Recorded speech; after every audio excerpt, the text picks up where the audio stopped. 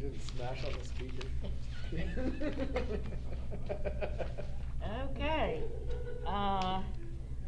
This special meeting of the Port Angeles School Board of Directors on Thursday, May 5th, 2022 will come to order. Everyone's here but Director Marks, who is due to be here any moment. And we're not going to say the Pledge of Allegiance? No, please. Okay. All right. So, agenda approval. Do I hear a motion? I move to approve the agenda. Any discussion? All in favor say aye. Aye. And now we're going to talk to our superintendent for a moment. All right. Well, welcome this evening. Thank you to community that's come out.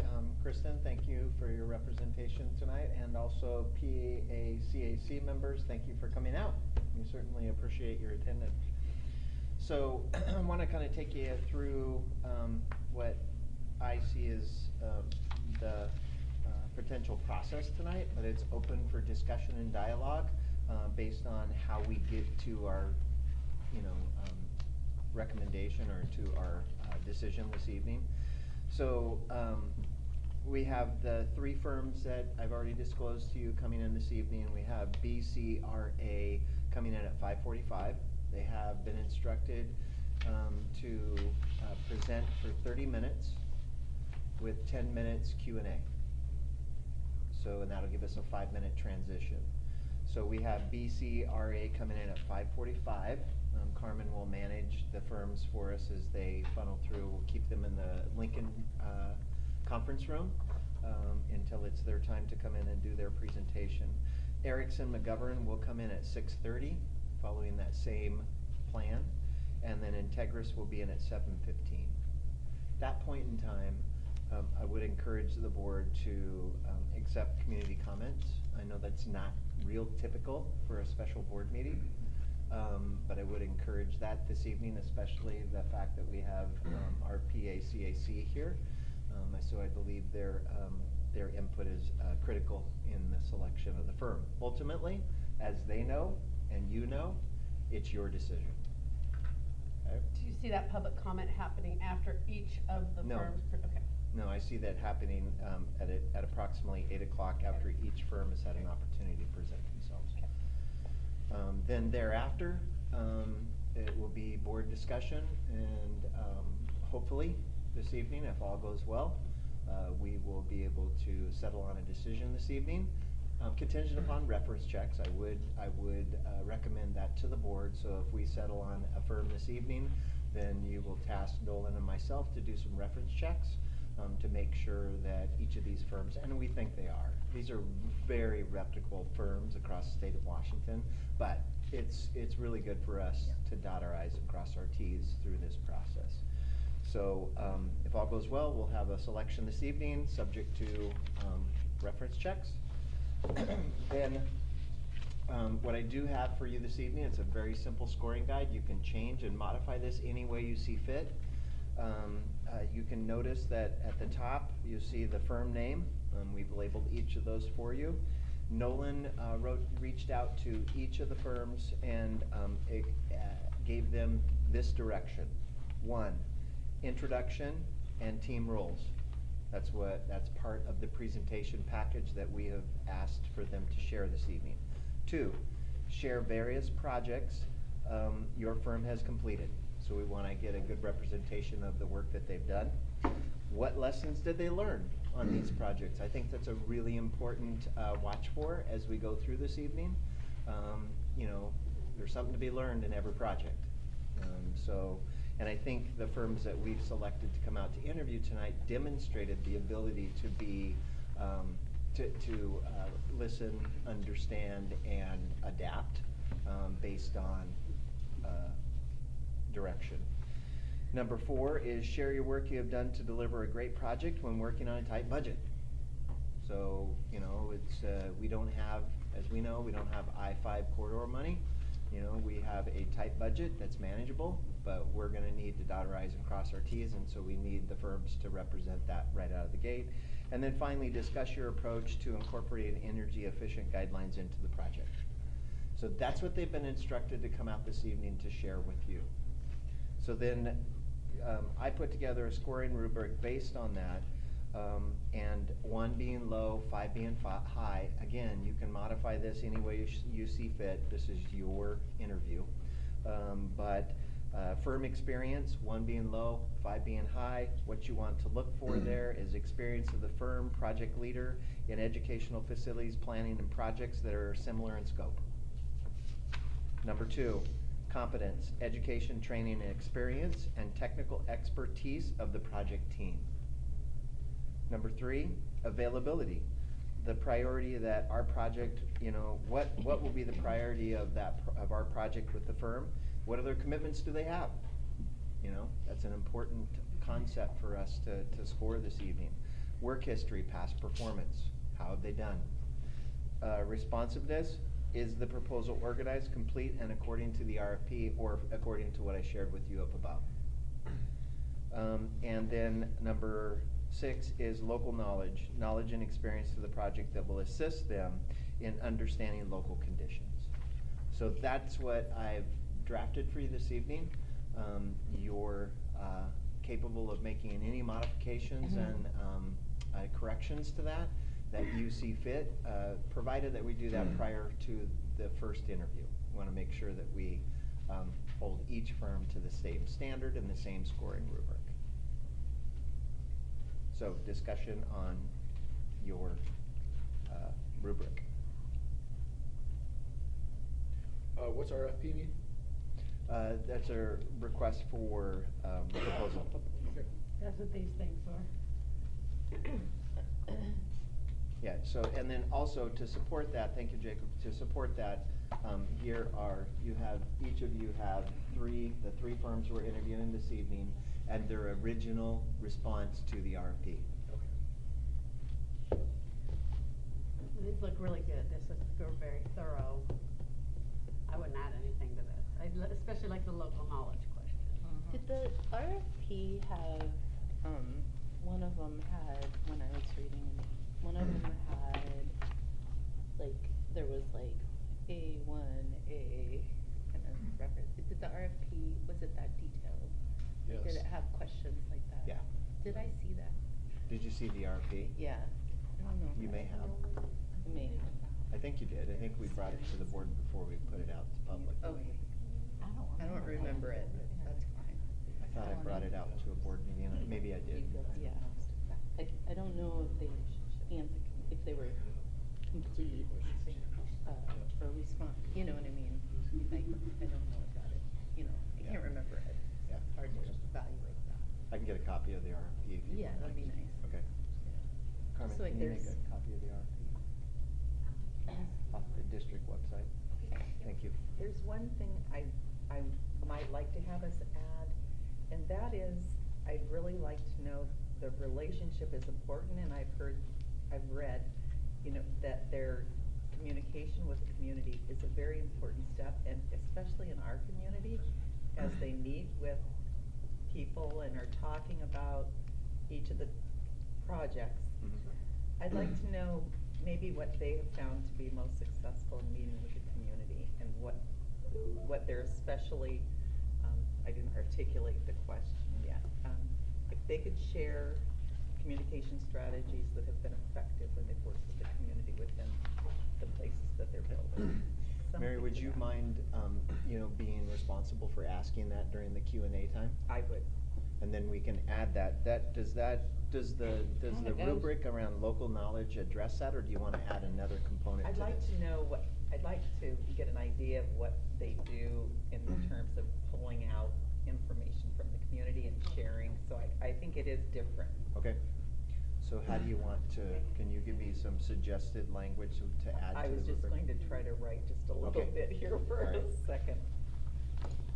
So you want to know how they've communicated with the public before Before- in other In other places, because the community communication's going to be really imperative in our community. So what I'm trying to get at is, what are some of the activity strategies they've used Yeah. in sharing and getting feedback from the community on the project? Could it just be communication Yes. as our rubric, and then Yes. 1 through 5? Yes. With specific look-fors on strategies used at the local level? Thank you. Okay, Mhm. so communication, so a 7th scoring item on the rubric based on Mary's recommendation would be communication. And then,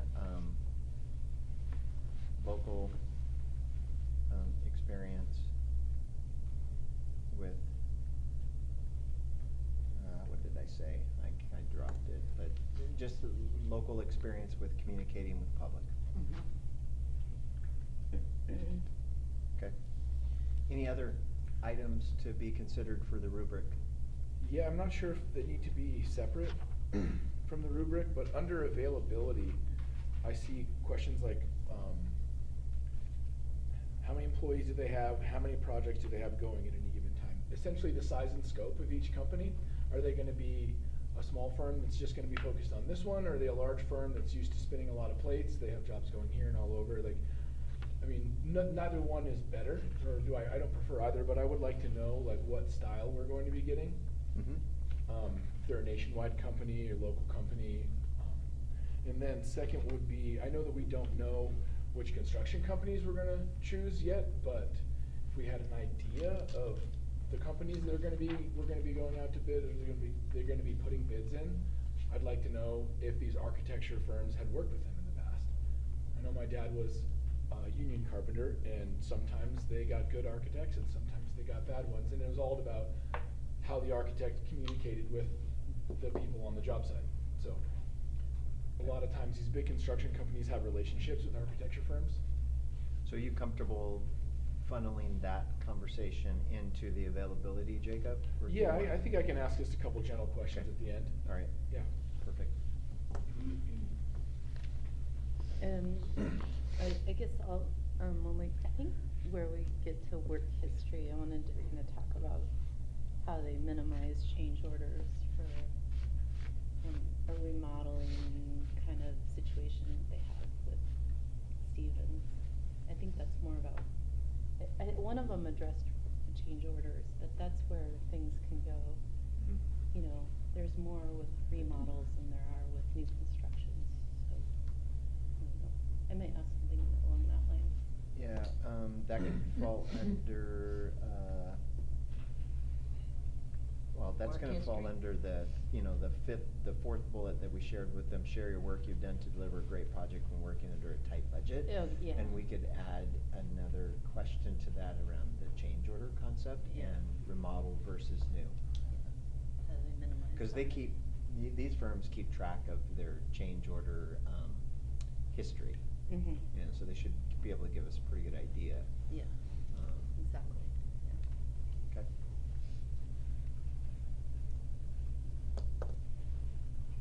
Thank you so much. Anybody else wanna see it? No, Sandy and I. You've seen enough of it. I just, I don't remember it as well as. I don't remember seeing it ever. Didn't we see the PCAC?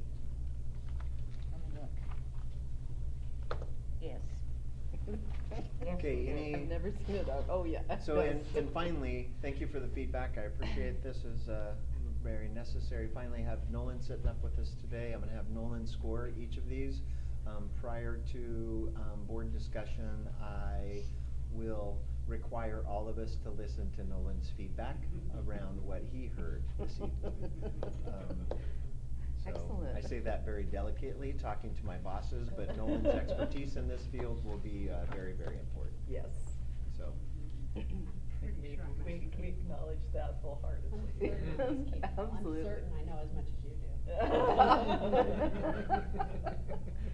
do. okay, are we good? Yeah. Yeah, thank you. All right, we will invite the first firm in. Thank you.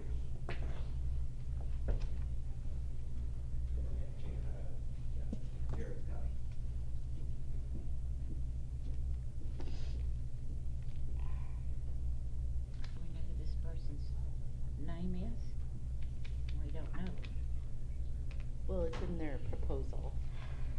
Which one's gonna come? Stewart is the principal for BCRA, but he was in California, so the rest of his team. And these are big groups, so. That's what I was wondering. Multiple schools, yeah. Here's this one here. It's this group first. Yeah. Okay. Good evening. We're glad to have you here this evening. Would you all be more comfortable seated at a table so you can put your stuff out? What would be best for you? We can rearrange. Okay. We have flexible space. Pull some chairs, yes. Yeah. There you go. Here comes some chairs for you. That was one of them, was there. Yeah. So as we disclosed, there is a mic. As we disclosed in Nolan's communication with the firm, we have 30 minutes to present this evening, 10 minutes Q&A. And I want to welcome you. I'm the president of the board. I'm Sandy Long. This is Katie Marks, our vice president.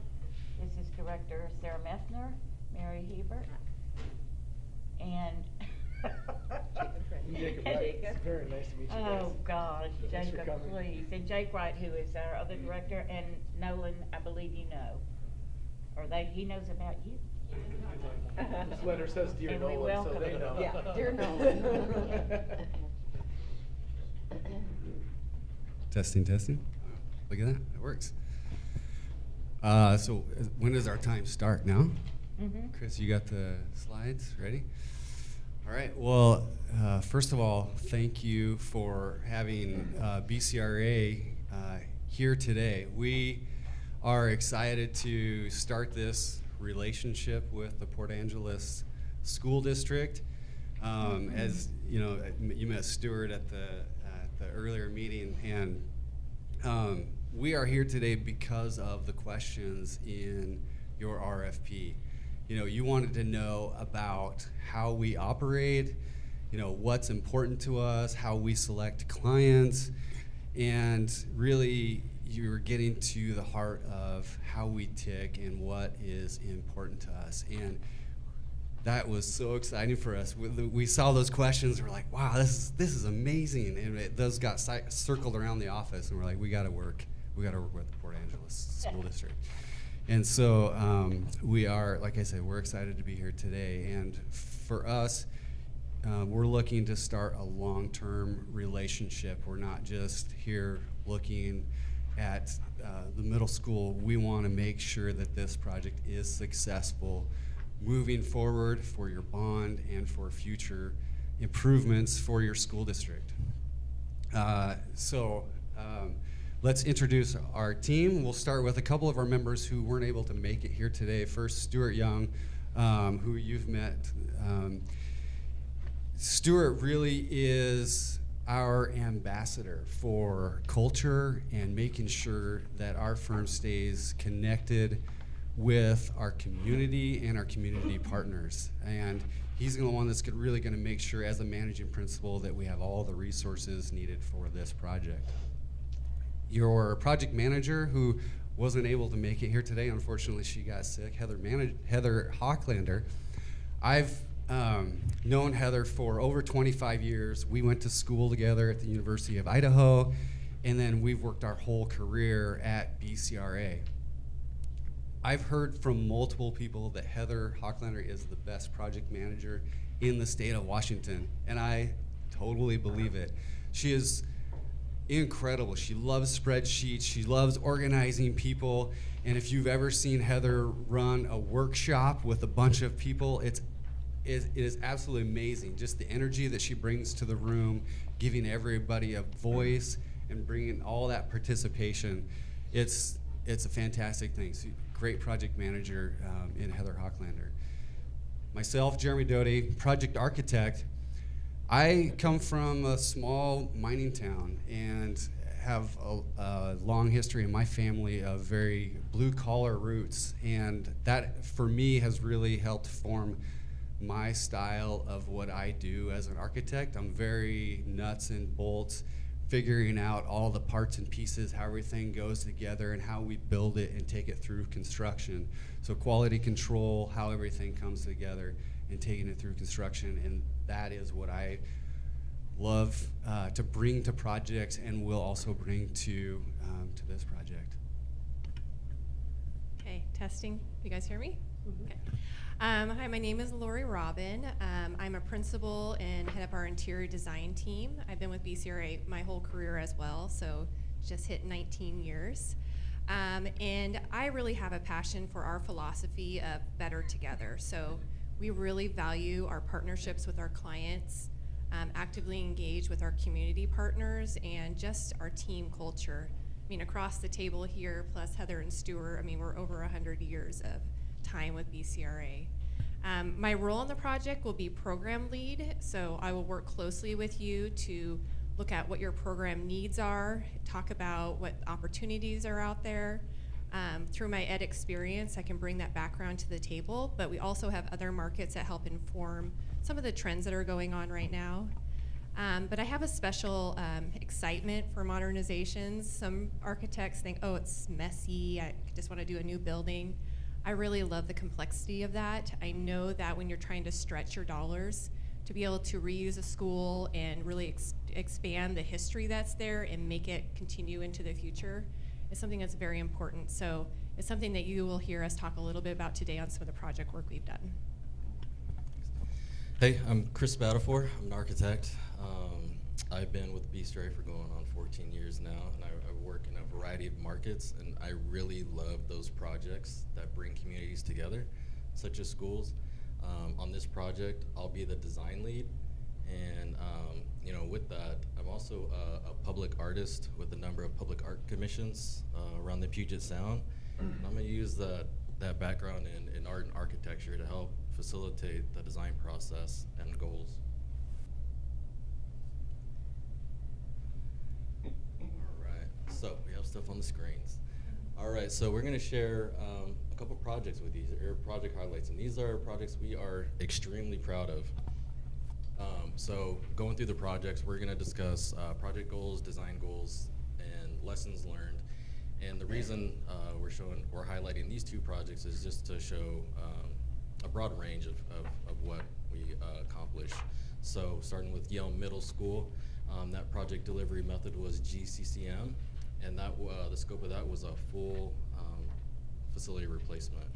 And then Olympia School District, the elementary schools, there's 3 projects we did at the same time. It was McLean, Centennial, and Roosevelt. And that project delivery method was design, bid, build, and that was a modernization project. So I'm going to talk a little bit about the project district's project goals regarding to scope, schedule, and budget for Yale Middle School. So we wanted to kind of talk about our process. So early in starting our project, we really develop a project management plan, which we call the PMP, if you want to go to the next slide. It's a little hard to see up here, but I can kind of break down the structure. But we use this as a way to identify district goals, project goals, identify some of the parameters that we're starting with. Yale Middle School was a $46 million project. It was 100,000 square feet. That also included the district data center. They needed to find a new home for that, so that's combined with the middle school. And the school is designed for 725 student capacity. And then we also, as Jeremy mentioned, and Heather will help facilitate a charrette to kind of really talk about what the district goals are, what are your design goals, because we really want this to be about what your needs are and how can we help adapt our expertise to help facilitate a solution for that. So this will also track that. This will also show any risks that may come up along in the project, and we'll be evaluating that through our process. So the end of our early stage, which is called schematic design, and then also after design development.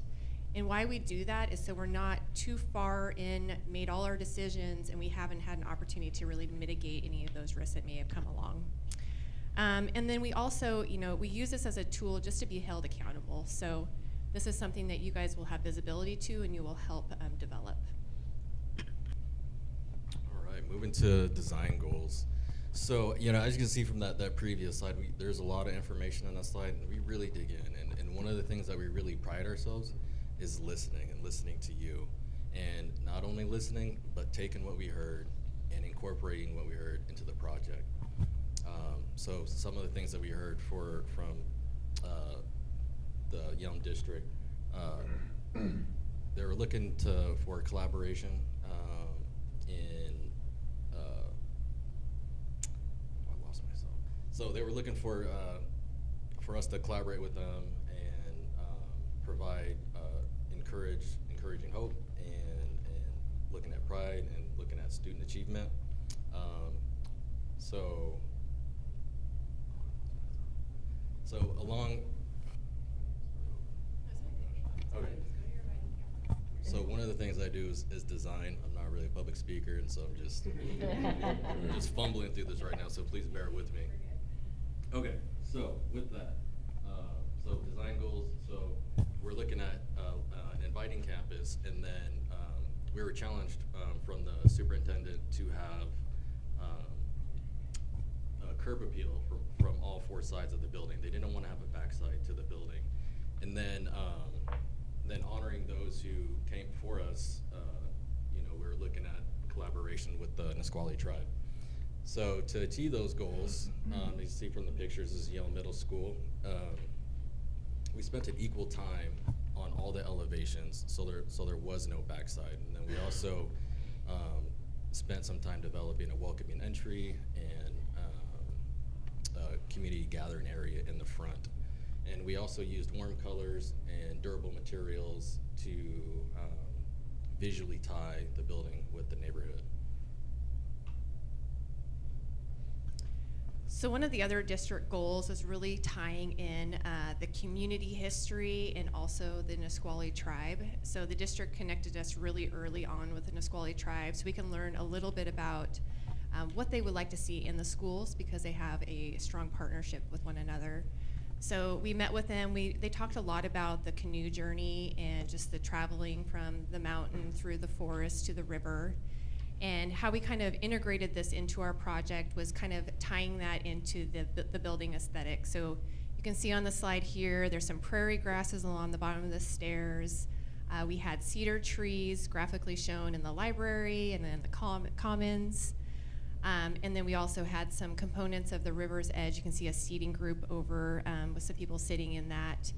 And then they also had native translations of the river, the cedar tree, and the mountain. So there was an educational component tied into the interior. We know today, I see red in the room, that you guys are honoring Indigenous women and girls. So that's something that we understand there's really an importance for how you reflect that in your community and provide a safe space for everyone. So these are opportunities of things we'd like to talk about with you, of how we can tie that into your school. Stevens Middle School, that's a great opportunity to carry on the heritage and bring it forward. So talk a little bit more about that as we go to the next part. I guess it's me.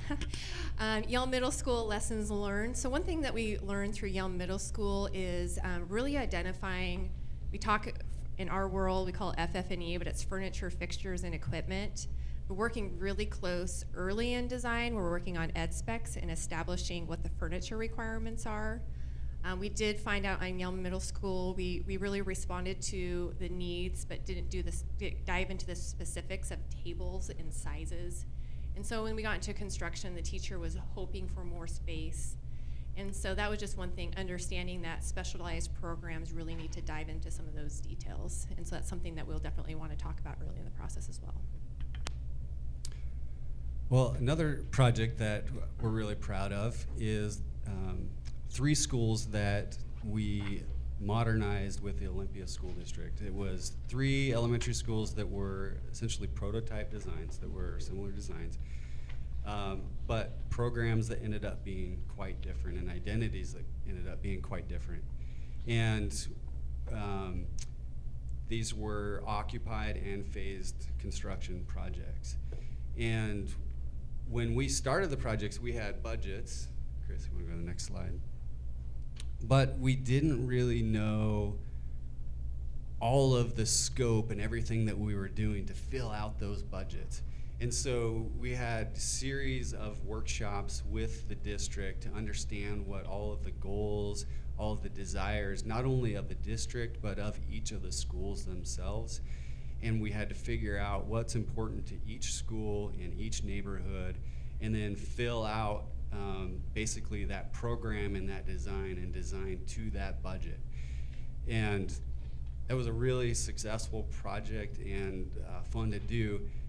One thing that is really important in doing that is understanding that it's occupied and phased construction, which is also a challenge. If you go to the next slide. And on these schools, we ended up having 3 different schools with 3 different contractors. During design, we knew the importance of figuring this out, and so we had what we called phasing summits, where we had all of the stakeholders, the owner, and all of the design team in one room and going through how the logistics were going to work. How many students can we move at one time?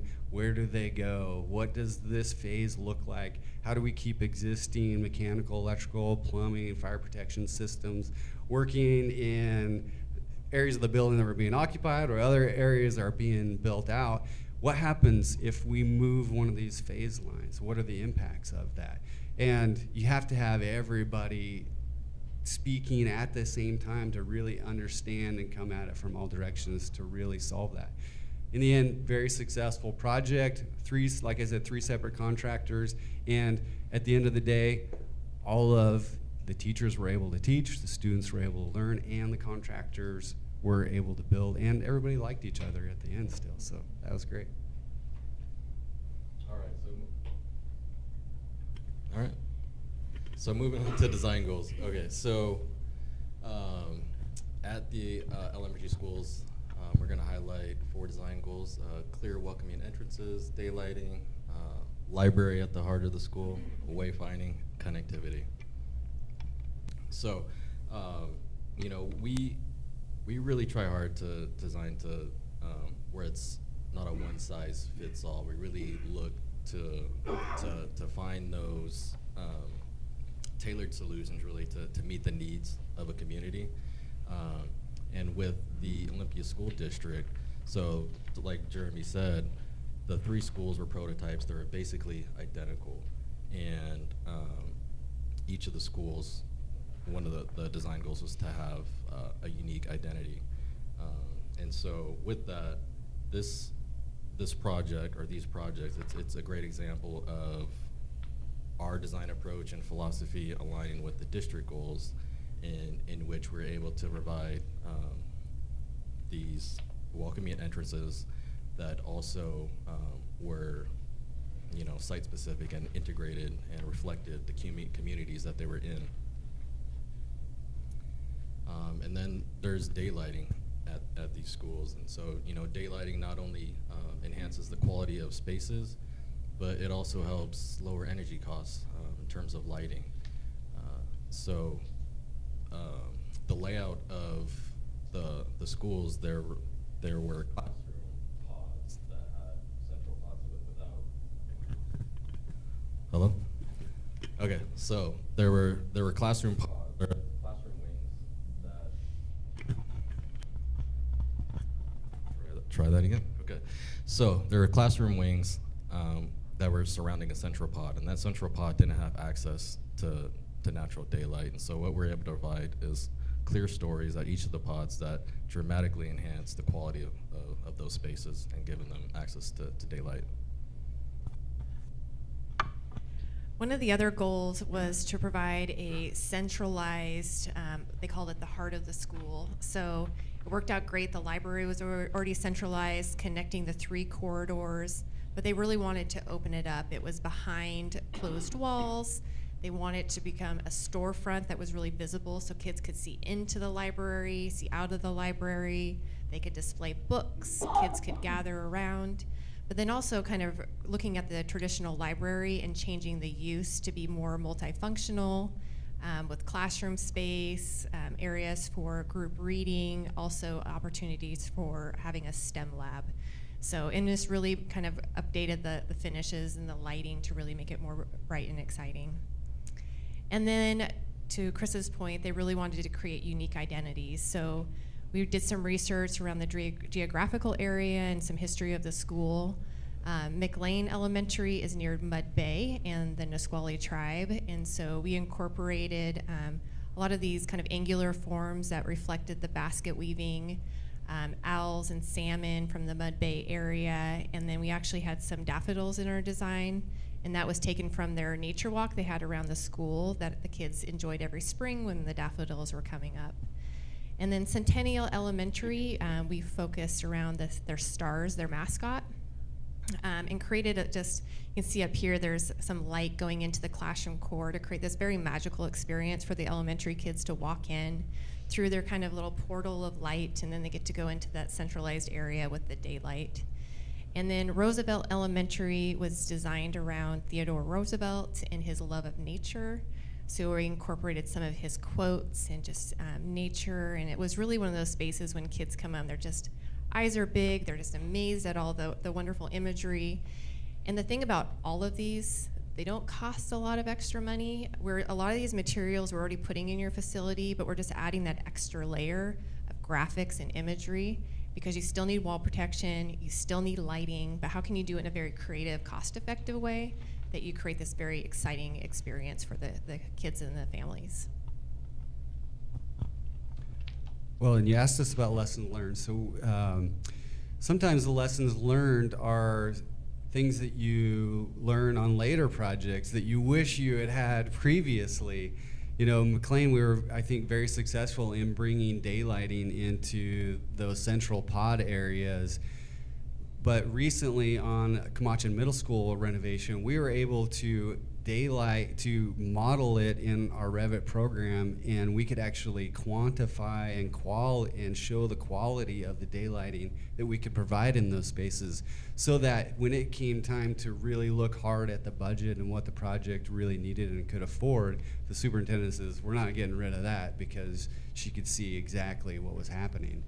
And the other thing was, you know, even though all three schools were quote unquote prototypes, supposed to be exactly the same, well, we found out during construction that, you know, the previous three schools were built by three different contractors too, and there are, you know, differences with that.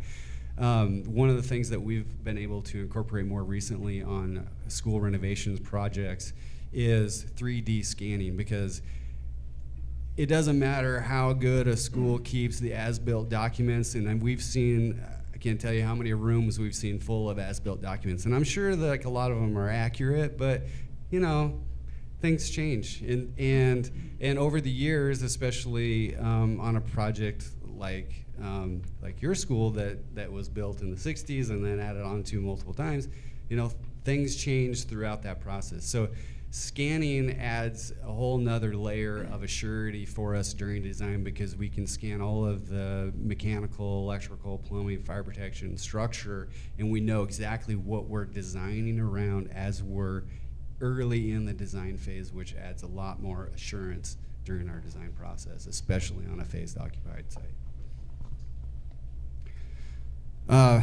Projects with a limited budget. I'm so glad that you guys asked us this. It's almost like, well, you guys are asking all the right questions, which is fantastic. And for us, this is what we do. This is the type of design that we do. We do a lot of projects in the South Sound. We work with a lot of districts that, you know, don't spend necessarily a lot of money or don't have a lot of money in their bonds that they can spend on schools. And this is exactly what we do. I'll talk about three projects, all with their own individual challenges, but are somewhat relatable.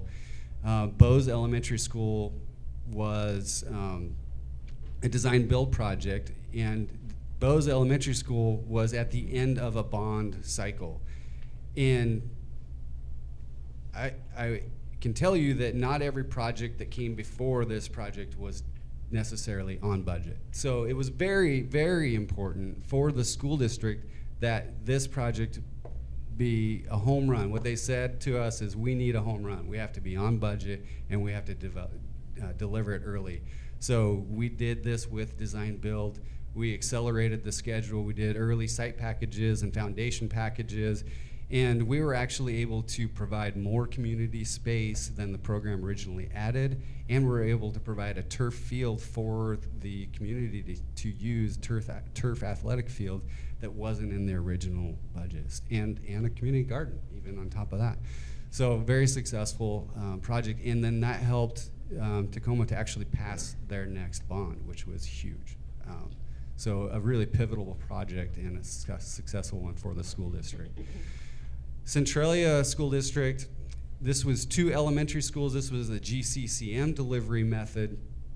And we were hit early in design with a geotechnical report that had very poor soils, to the tune of about $2 million to the budget. And we had 2 projects that had equal budgets that we had to divide across. But we were able to work with the contractor to get those under control and actually deliver those on budget as well. And then Olympia School District, which we've been talking about. Occupied phased construction. These were design bid build projects. And our big strategy and success that we did here was that in the Olympia area, had we put all 3 schools together for one contractor, there would have only been 1 or maybe 2 contractors that could have got the bonding for that size of a project. So we divided them out into individual projects so that we got better bids, better bid coverage. And all 3 projects bid under budget and were constructed, even at the end of construction, all under budget. Have about 4 minutes. Great. Target cost modeling. This essentially, all you need to know here is that we take all of the hopes, desires, dreams, and you have one pie, right? So how do we fill out those pieces of the pie? And so, you know, we do that early. We don't find that out at the end. We're doing that all along the way. So it's really important for us to understand those hopes and needs and prioritize, so that when, you know, one thing is really important, we have to make sure that that's prioritized and other things, you know, are secondary to that. One thing I wanted to say on the target cost analysis was, as part of our RFQ response, our in-house civil engineering team has already kind of started to take a look at your site and doing some early site analysis. So, you know, we're going to jump in right away and do some of that deep dive. And then also going to the programming phase, we're really going to help you prioritize your programming needs. You're going to have a lot of things everybody wants, but what do you really need? And aligning that with the cost analysis, the whole entire project. Yeah, thank you. And also energy efficiency, again, you guys are asking the right questions here, because when you are delivered a building, you then have to occupy it and maintain it, and it costs money to do that. Energy efficiency is I think, the right thing to be focused on. We know this. We helped the Army Corps of Engineers develop air barrier standards before that was ever in the energy code. So we've been designing air barriers, making buildings airtight, which is the first step before you even look at insulation values.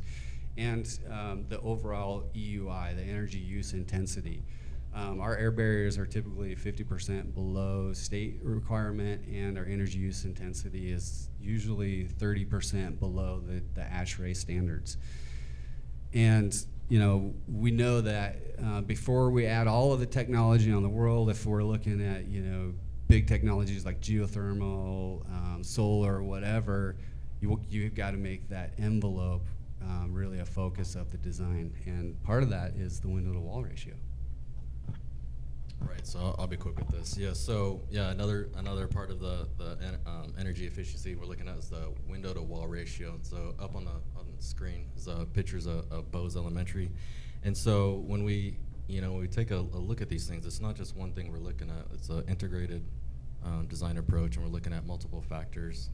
We're looking at factors such as just understanding that adding more glazing increases heating and cooling costs. We factor in, you know, we want to encourage daylighting and views out, but balance that with higher windowsills and, you know, trying to limit distractions to kids. And then in general, glazing is more expensive than walls. And then just from a design perspective, we want to make sure that the glazing is working well with the interior and the exterior. So we just want to thank you for your time today and hope you learned a little bit more about BCRA. We truly value building trust with our partners, and it's a continued relationship, not just designing schools and helping with pre-bond services, it's all the way through the project. And then we always want to come back and see how schools are functioning and working and how we can continue to be a partner. So we just want to open it up for some Q&A. Okay. I know that some of our members do have questions already. Okay. Communication is a critical part of this process, and we want our community to be involved to the degree that they know and have an opportunity as well. Could you share how you bring that out or what your strategies are in communicating with the community? Yeah, definitely. I can talk about that. So we've had some, I'll kind of use Yelm School District as an example. They struggled for a really long time passing a bond, and we helped them do some of that pre-bond work. And so it was really important that the community understood the whole entire process as we were going through. So at every stage, we worked with the district to provide some open houses so we could talk to the public, share where things are going. We also did imagery and diagrams that we could put on social media and also on their district website. We are also open to doing surveys if that's something that you are interested in to get their feedback. So we're really we'll bring some options to the table. We'll talk through things we've done. You'll also notice, oh, they're gonna pass it out right now. We have a handout we'll give you. There's some QR codes on those, and you can do some QR to see some virtual walkthroughs that we've done and renderings. So we have a lot of tools at our fingertips, and we'll find what works best for you. Thank you.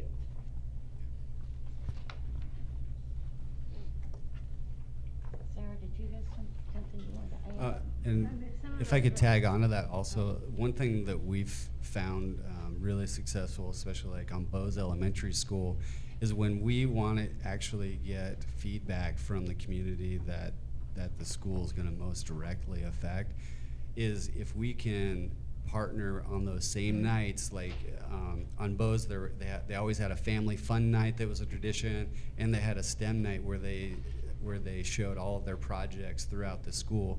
And for us to be able to also show up at those same events when we wanted feedback, we found a lot better participation when we can couple our interaction with those same events that are already in place. So I had kind of a question about your, I guess your education experience, your technical expertise. Can you talk about experience using materials or techniques that benefit communities, like specifically our community, and how you have you thought about what is going to be appropriate for Port Angeles, what techniques you might be unusual for here, or what experience you have with that? Well, a lot of it depends on the existing construction, how we're tying that in, and then what the building code actually says that we can build based on square footages, and where, you know, we can make anything happen, but it depends on what's most important to us, what kind of life cycle we're looking at, and what's readily available. Right now, we're seeing really high increases in steel, and so it's really kind of pushing the industry a little more towards wood. But you know, we got to look at that when we're actually in design, and look at the time that when construction is going to happen, and what works for that time. Yeah, because we might just be peaking right now, but you know, it might level out. Yeah, I'll just add a little bit to that.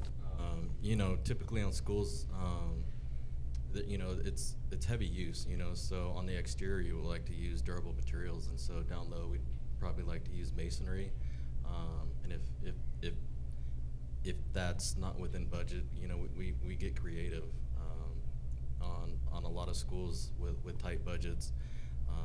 You know, sometimes you're using fiber cement panels, and just trying to figure out ways to make that material help support like the design goals and the design vision, and help kind of like, again, like visually tie the building into the community, so it's not just like a foreign object just sitting there.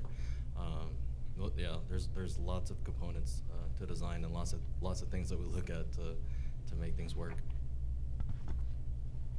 I think one other thing, if you've had a chance to look through our RFQ, we typically, a lot of architects, you see an aesthetic and you can very much assimilate it to their firm. You'll see, looking at ours, it's very much reflective of the communities that they are located in. It's something that we take pride in. As I mentioned, community partnership is really important. Our district partnerships are really important. So at the end of the day, we never want to say that's our building. We want to say that's this school district's building, and it's reflective of who you are. So, going back to our Olympia schools, those are very reflective of where they were situated in that community. They were very different communities that they were situated in. Some were very urban, where you could walk to. Some only were, accessible by bus and, parents. And so we want to make sure at the end of the day, this is your school, and you guys are very proud of what we deliver. I have a concern about energy based on what's going on right now, today. How do you plan a school for the future as far as energy is concerned? We've depended on oil and gas so long, and we're taking down a lot of hydroelectric in the Northwest, so that's put some crunch on energy production, and I just am curious about that. Yeah, I think you're not alone in that concern. And, our approach is to, as we talked about, focusing on that energy efficiency of the building. A lot of that has to do with the envelope itself. Mm-hmm. Before we talk about any of the other strategies that might be added on top of that. So, if we decide that something like geothermal or solar or other energy sources are viable on the site, we could look at those, but those are expensive solutions that don't always have as much payback. But when you're looking out far enough, Yeah. they might. But really, the primary strategy is making that envelope and that building right off the bat as energy efficient as possible, and that's that energy use intensity. And so we look at the amount of kBTUs per square foot per year, and we drive that down, and we do that with the air barrier and the insulation first, because those are built into the building and don't change. And then we look at the mechanical systems and how those work. And you're not alone in worried about natural gas. We have a lot of districts right now that are saying, all right, we don't want any natural gas. We want all electric, and we want the ability to add solar or other technologies to that later. And so that's the way that we're building them for that future flexibility. Okay, thank you. Are there any other? Got about 4 minutes, is that right? I have a couple questions. Jay? How many employees do you guys have? We have about 85 employees. We do have some staff, a couple staff in Portland and 4 staff in Spokane and 1 in Texas. But most of us are between the South Sound and North Sound. And how many projects do you typically have going on at any given time? Are you asking just education, or are you asking all the projects in our company? How many major projects do you have going on of this scale at any given time? Yeah, maybe 2 or 3 a year. On the education side right now, we currently have Camacha Middle School in Lacey that's under construction. So that's actually a 2.5-year phase construction addition modernization. I'm trying to think what else we have for schools. We are working on 5 pool renovations for Tacoma Public Schools. We are working in one pool in Renton School District for Hazen High School. And then we're also working on quite a few projects for Tacoma School District, smaller projects, yeah. And we have a elementary school in Yelm School District that's under construction that will be complete this summer. And I'm trying to think what else we got going on. Oh, and we're currently working with Tahoma School District on pre-bond planning right now. And how many teams like you do you have operating just in education or across the What I company? mean to say is, do you three typically handle, are you the heads of every one of your projects? It's you three. Yeah, so you want to know if you're going to work with us on this project? Yeah, and how spread out you are. Yeah, okay, so yes, every project we've talked about today, we've all touched at some level. Maybe not as much as, you know, Chris didn't work as much on Centralia, but there's other projects he's done a lot more.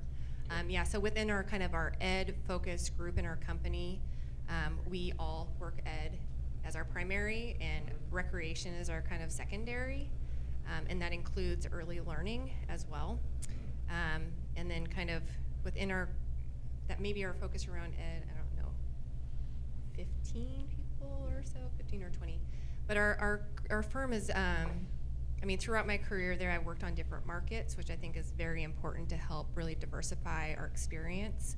So our teams kind of fluctuate, especially when you're in your early part of your career. You may work on healthcare and ed, and so some of that's a little bit more kind of diversified. Okay. And Jeremy, you're when it says construction here, are you typically on site more? Yes. Than the rest of the team? Yes. Right. Okay. Yes. So how often are you on site in any given project during construction?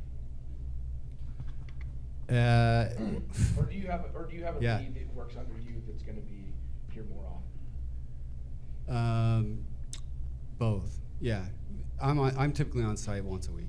Once a week. Okay. Yeah. That would be a typical thing. But then, you know, things always come up during construction, and there's more site visits. You got to look at this, and so that always happens. Construction is just that way. But I would say, you know, at least once every 2 weeks, but typically once a week. Okay. Yep. My dad was a superintendent for the union, so he always said that your relationship with the architect was either beautiful or it was a nightmare. So, have you found that you've had pretty good relationships with your GCs? Actually, yes. That's one of the things that I'm known for. Yeah. Okay. Yeah. I love the What's that? That blue collar background. Yeah, I think so. I think I just, you know, I love being out on a construction site, talking with the superintendent, really figuring out how everything's coming together, any questions that are coming up, and just building that relationship because, like you've heard, that relationship is huge, and if that relationship gets strained, then construction can get challenging. But just keeping that relationship strong is really, I think, important for a smooth process. Just knowing that, you know, we can pick up the phone and talk to each other at any point in time, and what we say is our word. We meant it. We're not going back on it, and it's, you know, we're trustworthy. So we really got to build that relationship and that trust, and that's huge. We're kind of getting down out of time. We appreciate you three being here tonight. It's nice to meet all three of you, and you certainly have given us a lot of information to work with. And Thank you for having do you us. have any questions you need to ask us? We've got about 30 seconds left. No, I just want to thank you for your time. We've really enjoyed this. Do you have a timeline on when you're looking at making a selection? As soon as we can. Okay, great. Probably within the next 7 to 10 days, we'll Okay. make a formal decision. Great. Well, thank you very much.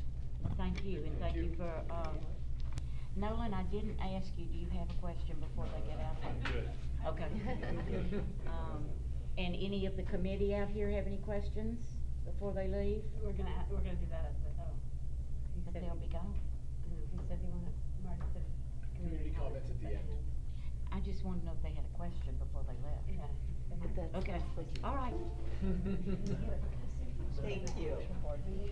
Thank you. It was nice to meet all of you. I didn't mean to open it to the public. I said of the committee members. Yeah, I know, but No? Okay. I don't think so. Okay. I'd be good, except Steve would keep us here all damn day. You think I did? Or he can go talk to If him you in the chase him hallway. down. Yeah. I thought Marty had one that asked very specific questions. Well, that's good, 'cause you didn't. No, Do you want to get some dinner? I might go get a snack. Everybody okay? Yep, I'm gonna sneak to the Okay. bathroom real quick. That's I won't miss okay. anything. Right. I'm trying to finish my dinner.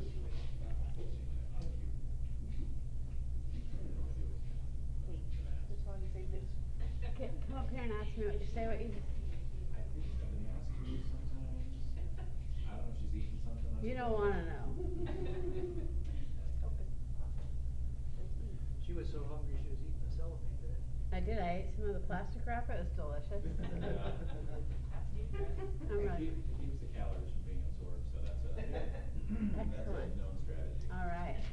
I gotta put saran wrap on my shopping list. You eat as many cookies as you want, they're all wrapped in plastic.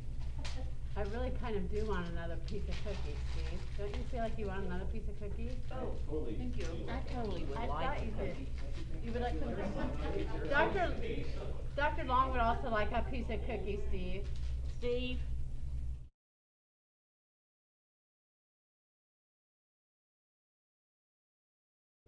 Oh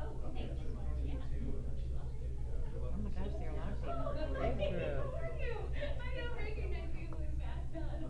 You're welcome to do so. I can pull up another chair for the board.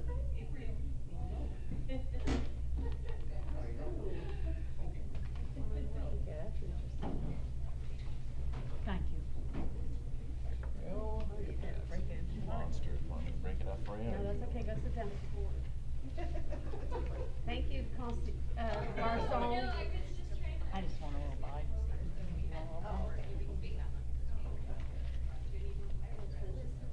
Good, thank you, Sarah. Maybe I can remember Jake's name. That was totally Just it. go with it. I know you know me. Yeah, but that's not the point. All right, welcome everybody. I don't want this cookie. Give it to Marty. He'll eat it. Thank you. Okay, well, good evening. I'm Sandy Long. I'm the president of the board. This is Katie Marks, our vice president, Sarah Methner, our board of directors, Mary Hebert, and I cannot remember it's Jacob Wright. I'm not teasing you. Our board member down here, and I don't know what happened to Nolan, but he'll be He was in the back. bathroom. He'll be here in a second. He'll be here in just a minute. So we want to welcome you tonight to our special board meeting. This is a very special evening for us. We have some big decisions to make as a board, and we're anxious to let you get started. This is Nolan. Do you know these people, Nolan? I see that you all tend to know some folks here, and that's good. That's very good. But we welcome you, and we're gonna give you all your time. So if you'll introduce yourselves and show us what you got to show us. Well, first I'd like to kind of hand out, in case you want to take notes from our PowerPoint. I'm not sure some things will be clear on the screen. Thank you. Typically that it's done in slide, well, my marketing person put it in a slide format. Thank you. Thank you. Thank you.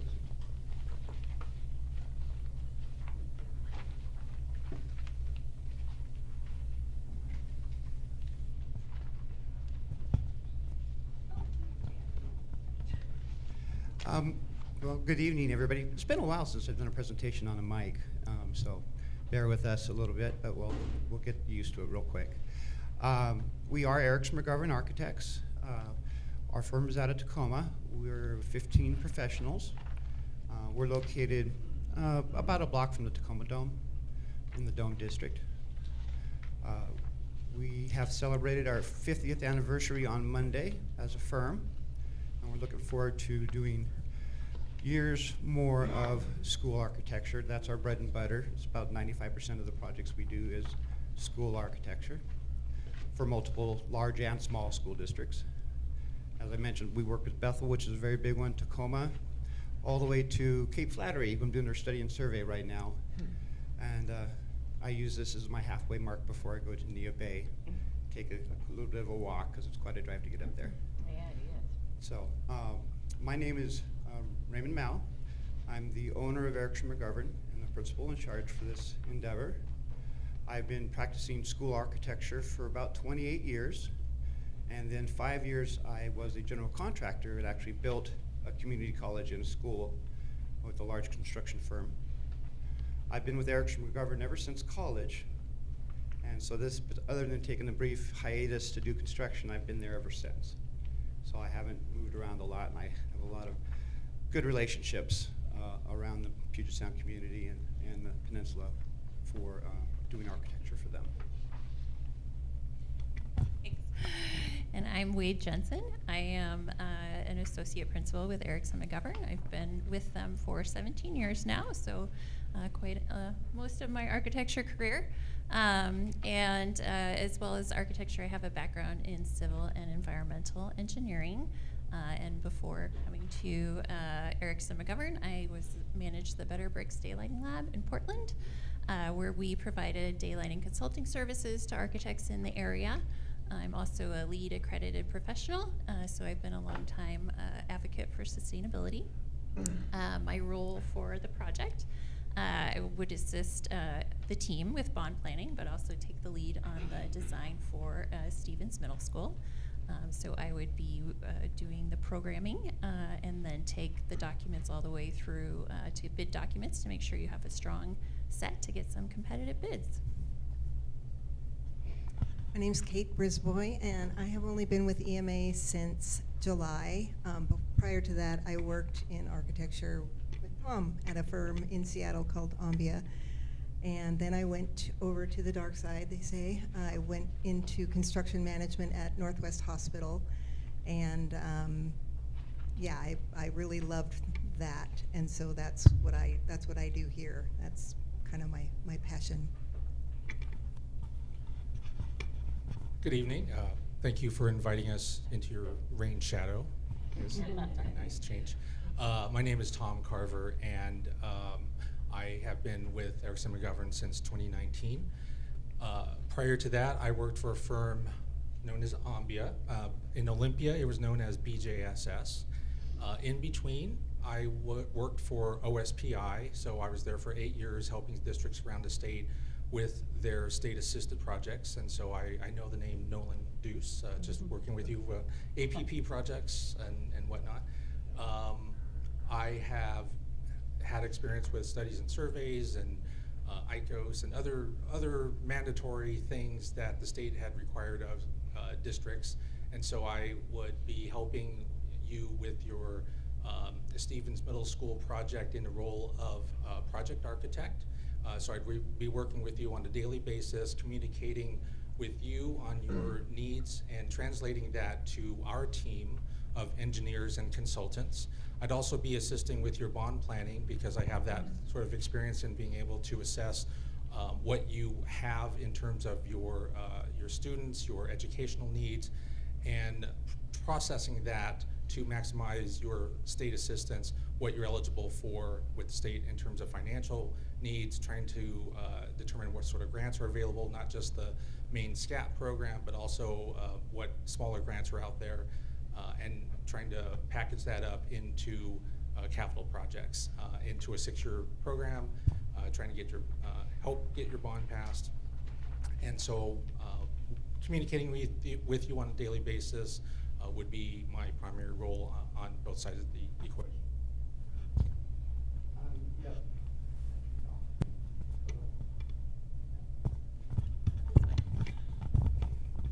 Hello? Okay, that's better. First technical flaw of the night. In addition to that, I didn't mention, but I'll mention again, I'll be working with bond planning. And a lot of work that I do on a lot of the bond endeavors I do is help with community outreach. And we also have 2 other folks that are on our proposal presentation but are not here, and they do our graphic support. So when we look at doing bond flyers, graphic representations, and even graphic representations of Stevens Middle School, they're our support. And then we also have our in-house marketing staff that we could also reach out to help do flyers, other things for bond planning, depending on how you want to go with community outreach. Part of this slide also, back up way. Part of this slide also has listed our consultants, and I wanted to tell you that they all have the capacity and the abilities to do it. and they're all well-versed in school design, school architecture. We've had a relationship with BCE, both with all of them for years and years and years, and they're just kind of our go-to team. But if you have somebody local engineering firm or local landscape architect or whatnot, we'd be more than willing to listen and see if we can make them part of our team. So this team isn't fixed. We need to get approval from you on who we intend to use as sub-consultants. So this is the first example project that I'm presenting. This is Mike Morris Elementary School, South Bend, Washington. It's basically replacing their 30,000 square foot elementary with a larger elementary school. There was 2 goals the district had. Well, 3 goals. 1, be on budget. 2, we want a school to not look like a traditional school. So that was 2. And 3, we don't want our new elementary to flood anymore. So, because quite often there's floods there in South Bend when the water gets high. And so we achieved all those goals. Also, we wanted to, there's a large logging industry as well as fishing in that area, so the superintendent wanted to have some expressions of wood.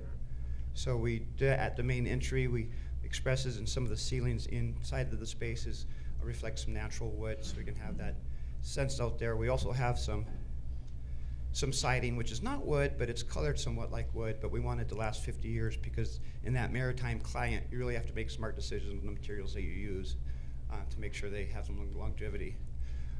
There's the upper, let me see what the upper right slide right here is actually has the Willapa Bay. So we actually engraved it in wood to kind of tie in with the local region and local culture, because that's a big part of South Bend's livelihood. So we kind of tie that in, and so those are some lessons learned is the pilings issue. We did a test piling because I wasn't quite sure how that soils were going to work, and we went 90 feet with pilings.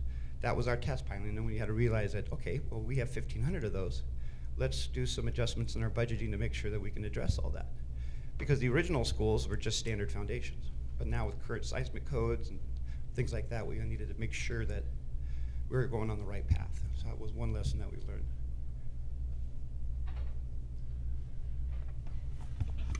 learned. And this is Tahali Heights Elementary School. So Tahali is set in a planned community that was growing rapidly. They were building, I think, 20 to 30 houses a day. And so the district's goals for this project was pretty much get a school out there as fast as you can, and also, plan for future growth. So you can kind of see the site plan there in the lower corner, where we planned for the school, but also on that site during their next bond cycle, they were thinking they would put an early learning center. So the lower kind of left portion of the site is left for that, and it will share, of course, some of the amenities with the elementary school to make it a little bit more efficient, right? So we kind of upsized the parking, so there would be enough parking for everyone, for both schools. The core of the building was also upsized a little bit, so if the population of elementary school students grew, then they would still have enough room in their commons and gym in order to accommodate those students. And so you'll also see on site there are probably space for 4 portables, right? We always plan for portables because we know they're coming eventually down the road, even though we don't like to see them, but they're a fact of life in rapidly growing districts. And another thing we did was they actually had an alternate bid for an expansion of the classroom wing. So they didn't end up accepting it, but basically at the time of bid, they could have decided to pay a little bit more for those 4 extra classrooms. But the benefit of doing that is that now they also have that infrastructure plan for those classrooms. If they, get enough money in the next bond, then they can certainly build those again, right? And it's a wood frame structure, so very easy to kind of modify and take out some walls and add those classrooms on, and the infrastructure's already there. And then another part of the project was that because it was in this planned community, the community was marketing themselves as being very, access to nature was a big part of their marketing and draw for people to move there. So that was also part of the planning of the school, was to kind of fit in with that, the design aesthetic of having, you know, sort of a nature type building, and also access to the outdoors. So you can kind of see in the picture, I'm sorry it's so small. Oh yeah, but you have your hand out. So the whole courtyard in between the two classroom wings was planned as a nature area for students to go out and learn about the natural environment. There's a garden in there. There's space for them to add more things later, you know, more elements like pulleys to do kind of experiments and STEM-based things. There's a whole area where you can measure you know, the scores in the concrete form patterns, where you can measure and learn about distances. So that tied in very well, and it also ties into a whole system of trails that run throughout the community. And then the schedule is one of the things that was part of our lessons learned on this one. So as you can imagine, it was critical to get this school open on time. And we hit kind of the permitting process right when we were having a construction boom. So everybody else was permitting their projects at the same time, and the county hadn't quite caught up with their staffing. So the review times were getting to be really, really long. It ultimately took us, I think, 6 months to get a permit. And so we were able to negotiate with the county so that we could get an early foundation permit and underground plumbing permit, so that the construction didn't have to stop. It could go ahead while we were still waiting for those final reviews on the rest of the project. And that was a STEM oriented school. Okay, this is Challenger High School in Spanaway, and it's under construction right now.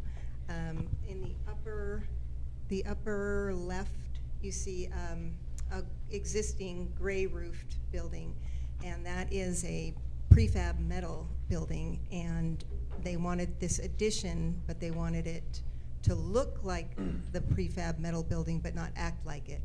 They had issues with, I believe, the weather barrier, the roofing, stuff like that. So we're building a 31,000 square foot addition, and we've had some challenges with, we have had to redo the sewer from all the way across campus, the long way. And while school is in session, and keep everybody safe, you know, make sure nobody falls in any holes. And we've been lucky. Our contractors and subs are great. They're very flexible. We're flexible. Our consultants have been wonderful. They've bent over backwards so that we don't miss any deadlines. And what this area is a little bit ruralish, suburban, and kind of underserved. And the students are, it's an alternative school, and right now they're spread out in 3 different locations. And so they wanted to consolidate and make one building to serve all these kids. So yeah, we're still on budget and on schedule. What we did is, when we consolidated it, we actually created more area in those existing high schools for their growth as well. So it was basically roughly 3 high schools, and this has got even a little bigger now that they brought in the middle school, as far as this alternative school, so to speak, function. I think that's it.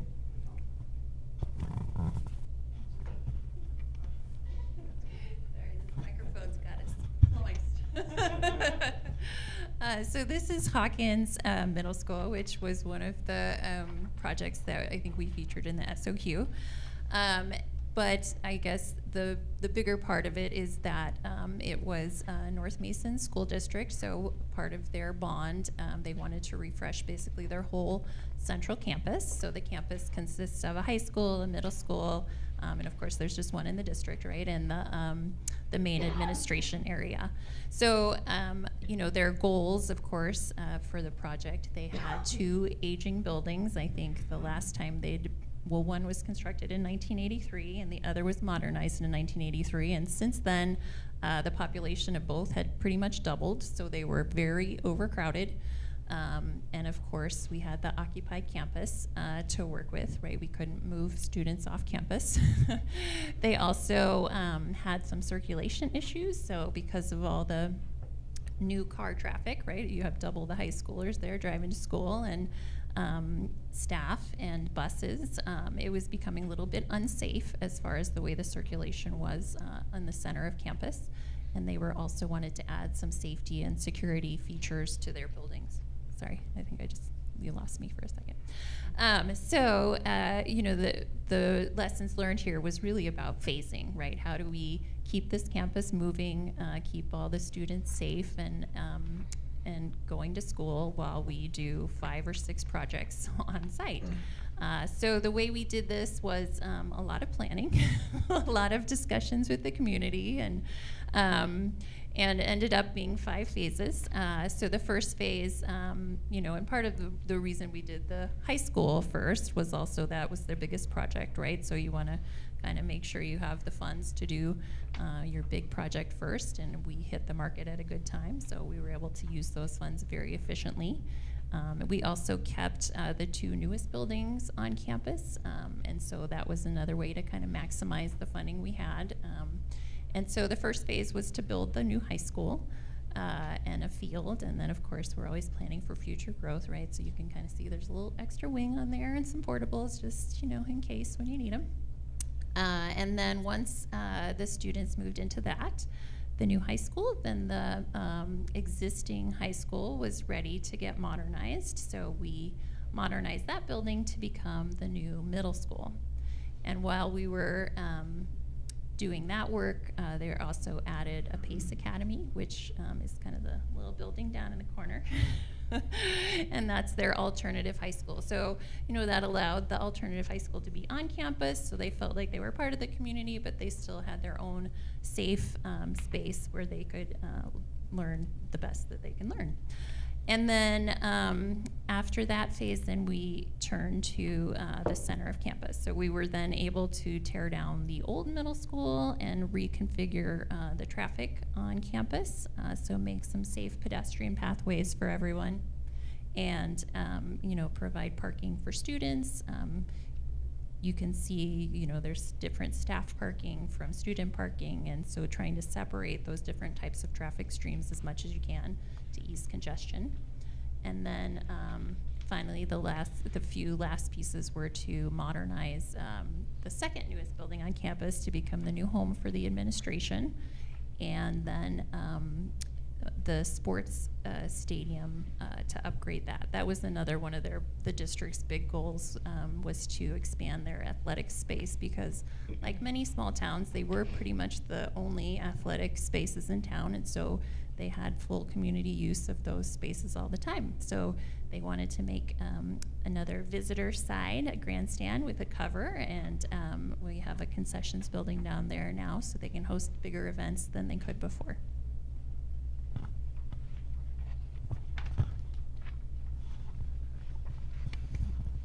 Okay, this next one is a little more unusual. This is a skills center building owned by Bethel School District.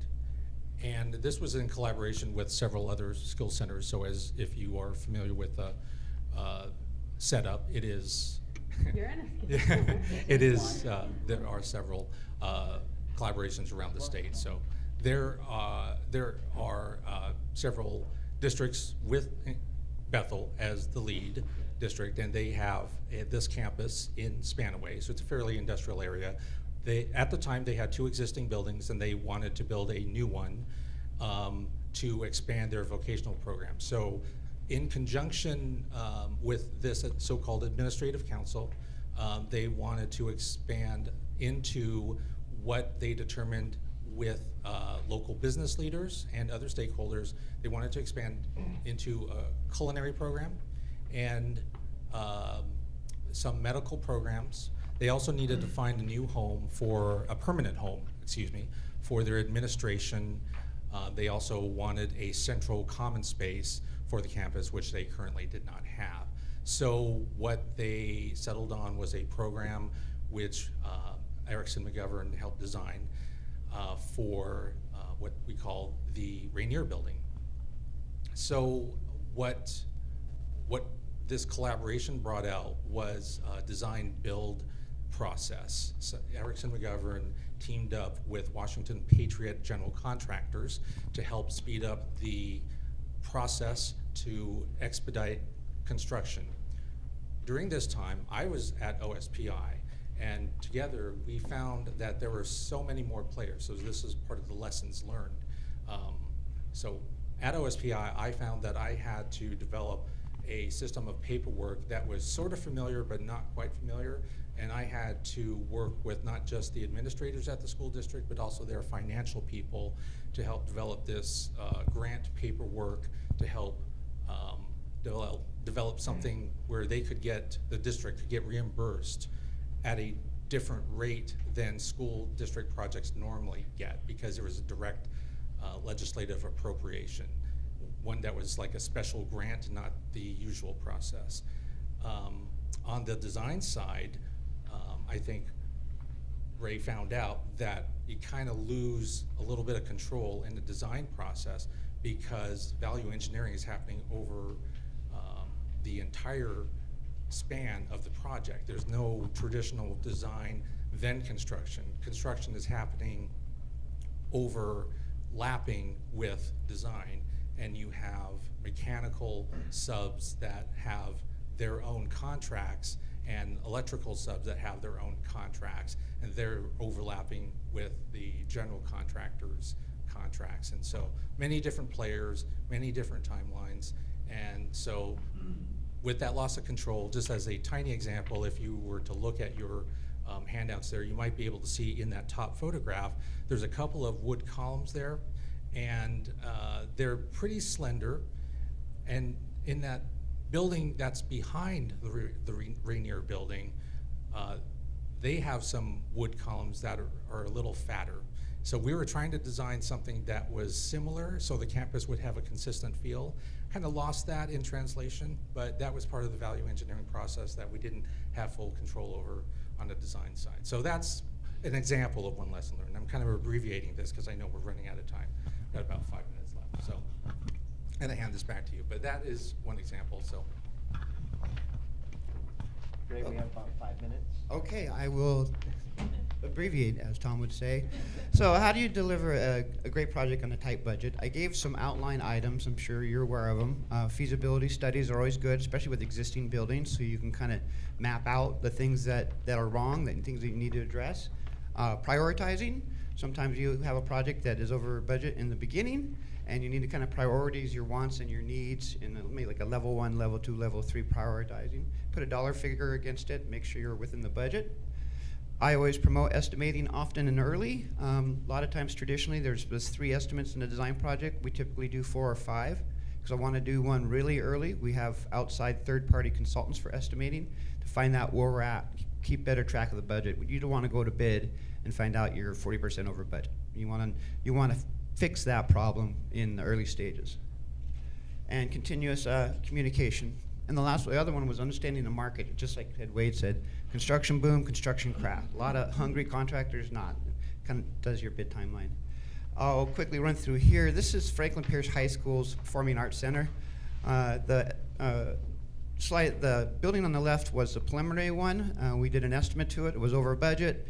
So I worked with the district and developed the one on the right. We saved about 2,000 square feet, and about $1.5 million to $2 million got it back in the budget. So the biggest thing there is making some good common sense decisions. The next slide is simply placement of that Performing Arts Center in the middle right, because we were doing a 2030 bond planning. We're working with them on that for replacing the high school and some other projects. This was Mountain View Middle School, which basically pretty quickly we adopted this from a different firm. The firm in upper left is the firm's plan, which required additions at 4 different locations. We said that doesn't make sense. So we did some space efficiency studies of the school and were able to consolidate one addition and then take advantage of the extra area they had in the school that was just being underutilized, and we was able to get the project in budget. Sustainability. So we like to start off our approach to sustainability during the programming phase, where we have an eco charrette with the whole team involved, because then we can get your input and understand what your goals are and set them as a team. We typically use the WSSP, which is the Washington Sustainable Schools Protocol. We, in fact, all 5 example buildings that we showed today use that program. And so sustainability doesn't necessarily have to cost a lot more. I think that's what we've found over the years, is that we'll bring our engineers in, and I think they have a lot of great ideas about how you can have a very sustainable building and not pay a whole lot more for it. And I guess we're moving on to the next slide. I like meeting deadlines. So ultimately, I want to thank you for giving us the opportunity to interview. It was a very nice drive up here. It wasn't crazy. Sometimes it's a little bit rough to get up here, but not today. Again, one thing to note is every project except South Bend, we were involved in the bond planning. So for Bethel's $300 million bond, for Mountain View, Sumner Bonnie Lakes bond, North Mason School District whole campus bond, we're all involved in on the planning for all those districts. So I'll open it up to questions. Okay. Well, I'll start with communication with the community, because we want to be sure that as the project is going on, that we're hearing from the community, they're knowing about the project. Can you share some of your experience or strategies in doing that with your other building? Well, I think the Stevens Middle School project is going to be a great advertisement for your bond. So it's got to be done right, and it's got to be done right on budget. And what we've done in the past is, during design, earlier in the design, we do invite the community. I mean, what I'm saying is purely up to your discretion, but we've invited the community. We've invited community bond planning, but for this particular project, we invited so they kind of see what we're doing. We have brought students in, and when we do design charrettes and get some ideas from students, and that usually gets published from the district, that we're involving the student population. I've had some cultural meetings. Yesterday I just met with the Puyallup Tribe on a future CTE program building for them at the Chief Leschi schools. So we talked a lot about the culture and how we can integrate that into the building. It's going to be a different type of building because it's more kind of an industry program buildings, because they really need that. The Puyallup Tribe is lacking in construction experience and things like that, and they want to see that promoted. So the world's your oyster. I mean, we 25, 30 years ago, I was putting things on doorknobs for Franklin Pierce School District. So things gone a long ways. It's more electronic now, but we can support providing you the necessary graphic tools for communications and strategize with you on what's the best way to sell it. Your tax rate, wherever your tax rate is at, you're going to balance it out. Maybe the capital levy gets matured in your bond. If that's one of the strategies that you're currently doing, I'm not sure. Yeah, we can do about anything with that. Thank you. Okay. Did you have something to add? Oh. When I was an intern prior to joining the state, I needed some credits, community credits, and part of what I did was at an elementary school remodel in Thurston County that I worked on, I actually took over an art class in 4th grade to teach the students about architecture. And so we had these projects where they would actually go from learning about things like wayfinding, what do you do in a day, where do you go, so they could plan out their route, so they could understand what spaces are and kind of lay out what things are important to them in their day and what adjacencies mean to them in terms of spaces, all the way to understanding when you cut an apple in half, that's what a section is for a building section, understanding how to read floor plans, things like that. And then we walked them around as construction was happening around them. So ever since then, I was able to speak at career fairs at the different districts around Thurston and Lewis County. So ever since then, I've been blessed with that opportunity. Then at the state, I wasn't able to do that, and joining Everson McGovern, the pandemic has sort of taken over. So I haven't done that, but I would love to have those opportunities again if I could work on the peninsula.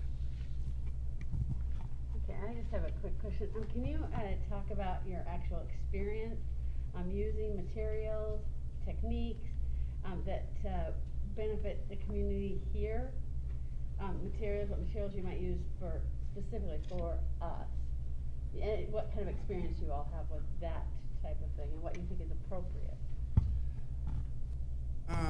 Well, I think that deserves a discussion first with you folks and with the community. But as far as materials, I've seen a lot of masonry here in the more urban parts of towns. There's all different ages of buildings. When you can look out the window, there's one age of building all the way up to more modern buildings. It's really not for actual exterior materials. It's kind of the world's your oyster as far as the different variety that you have here. But it's always about budget too. We want it to look nice. We want you to have your materials, but we want to be on budget. Same thing with painting and floor finishes. Wade in our office is actually our lead color and material selection person, and she does a lot of work with involving the school district and even involving the students and doing presentations on different selections. We like to get this color selected and material selected before we go out to bid, so there's no question about it. As far as this area is concerned, it's kind of similar to South Bend with its relative relationship to the water, to the coast, and to fishing. Maybe there's some maritime identification with Stevens Middle School. I don't know how much logging is still going on up here. I know I see a lot of logging trucks where I live, but it's probably logging up there, and that may be another vein on how we design maybe canopies and entries and looking at different stuff. So we're going to take pieces out of each part of your region. You have a relationship with Callum? Lower Elwha. Lower Elwha. Lower Elwha. I get that message. I even say McCall wrong, and I'm up there all the time. So, but getting that relationship, getting that community involved in decision making, and being part of the process, and maybe integrating some cultural assets to devote in that school. So that there's a variety of things. It'll take some time to get you a complete answer, but that would be a start.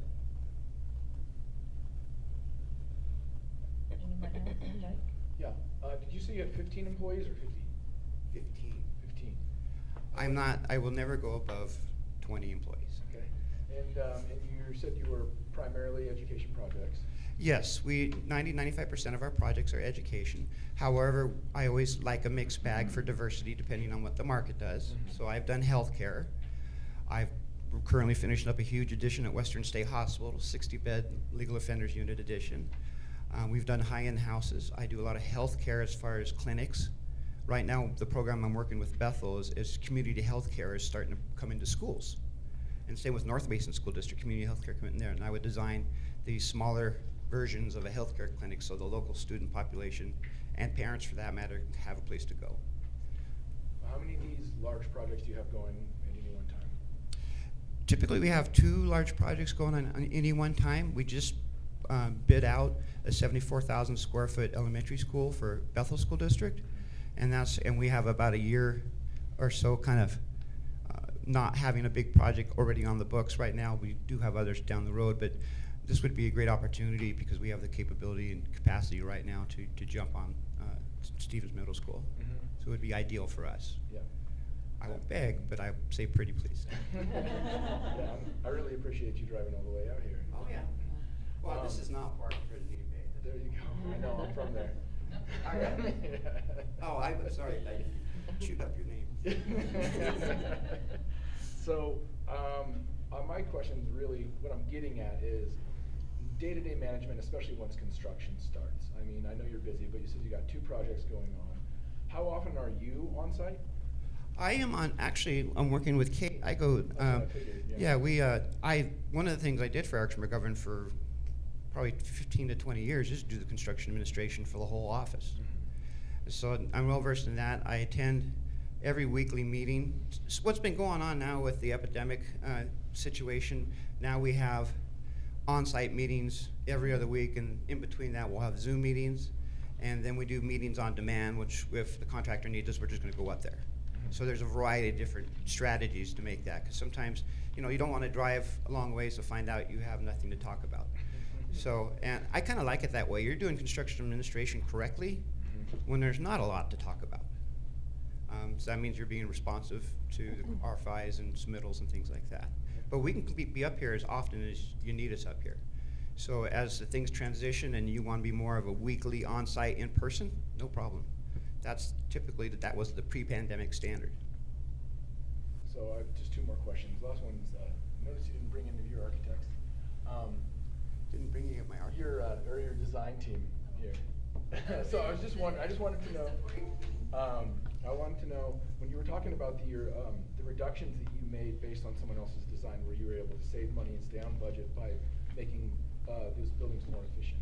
Correct. Who was working on that? Oh, I was working on that. Okay. And that's already about 60% through construction. And Paul Deming, I have 3 construction administrators. So I have more than enough capacity for constructing projects. But I'm the one that actually came up with the thought of, let's take a look at the building. And I noticed that because when I was in the hallway, because I always walk all the existing buildings, I looked with Marina Tanay, who's the capital projects manager for Sumner Bonnie Lake, and noticed that the special ed classroom was in the abandoned home ec classroom. So there's my first sign that we got to make this more efficient. And we had ovens in there, refrigerators in there, everything like a home ec classroom. And then you have these this special needs kids that don't have the right tools, and that's why we made one addition and made it a special ed classroom that had the bathroom, that had the support needs, that had all the correct things, and we turned that home ec classroom into 2 general classrooms. So that's space efficiency planning. So there's actually 5 different items, but I'll just mention that one as far as making things more efficient, and was able to have less additions and got what they wanted. Last question. You said you worked in the Puyallup School District. I was wondering, did you guys have a hand in that Chief Leshai school build? No, we didn't. Puyallup tribe. Yeah. Yeah. No, we didn't do the Chief Leshai original school. About 5 or 6 years ago, we did a competition for a play shed, which we didn't get, a different firm got that. But then I was called, because of all of our experience at Pierce County Skills Center, I was called by Chief Leshai to come and visit them and to talk about, let's do one that's a co-op between Chief Leshai schools and the Puyallup School District. So we had a gentleman representative from the Puyallup tribe there at the meeting. So after an hour and a half meeting, I have a project. But that I'm doing a feasibility study on, because I found out when I met with everybody that they're not quite exactly where they want to be as far as actually knowing. So I said, let's spend less of your money and do a feasibility study. So when you send me an email and you have like 8 programs, I'm thinking, that's a big building. You know, then when I had more discussion. So it was just the initial kickoff meeting, but there's a lot of work to do before we get to something that they could probably palette. Thank you. Anyone else? You had a question?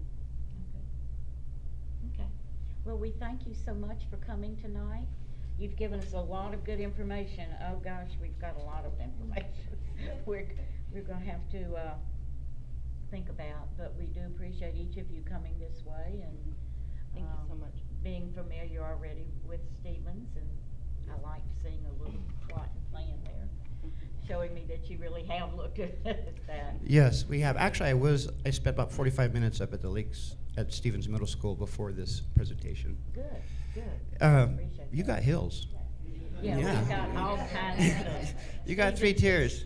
I see it's a challenge, but I see a lot of opportunity with that. I was kind of sketching up how we can tie the gym building better into it, maybe utilize that hill between the gym and main classroom and enclose it in internal space and make some learning benches. Like, I don't know if you've seen the movie, was it Google? Not Google, but I'm trying to think. They had the learning steps down. The interns, exactly. Something like that. So anyway. Great sledding hills out there. Yeah. There is. Yeah, I drove all around it. It's hard to get into that school. For me, I'm an old person, as you can well see, but it's hard to get in, just the parking. With the multiple series and of stairs. Getting into the school, it's very difficult. Yeah, there's some But successes. we'll see that be There's better though. Yeah, someday. accessibility challenges, Okay. which is a Well, good thing. We'll get it solved. thank you again, you. and we appreciate you being here. Please be safe going back. And,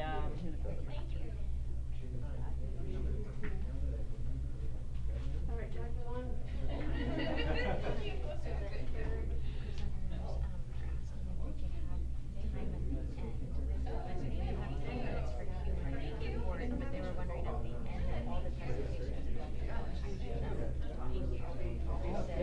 I said, I don't think so because you guys will go into any moments of discussion, action, so all of that. You don't have that 10 minutes. Okay, thank you. have to treat everybody fairly. Exactly. Going through all of their schools, trying to figure out how to improve them in assessment. I've gotta have more water. I'm sure Mr.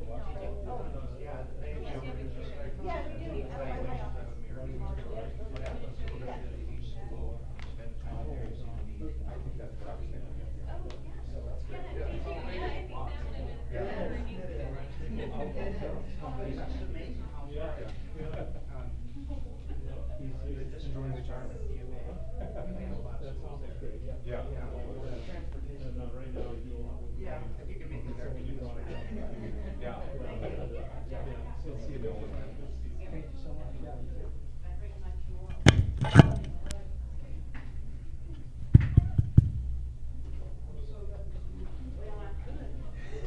It's a possibility.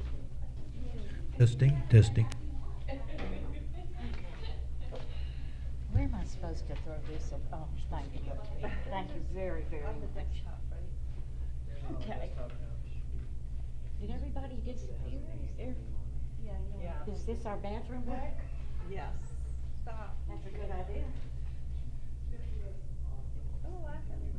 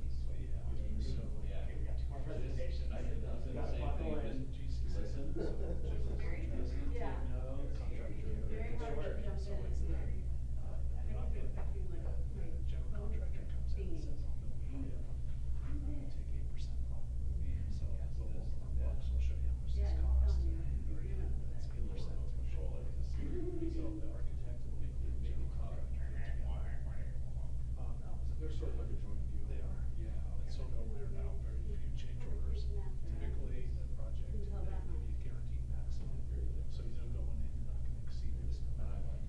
So typically they'll hire to start with, but no change orders. So you know what you have. Yeah. So this is our team. Decided, I mean, it's up to you guys.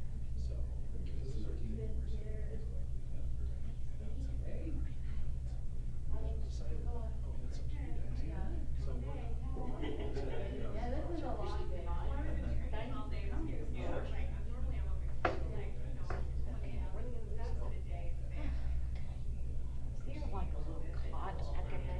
Yeah. At least we know we're not gonna be here until midnight. My God.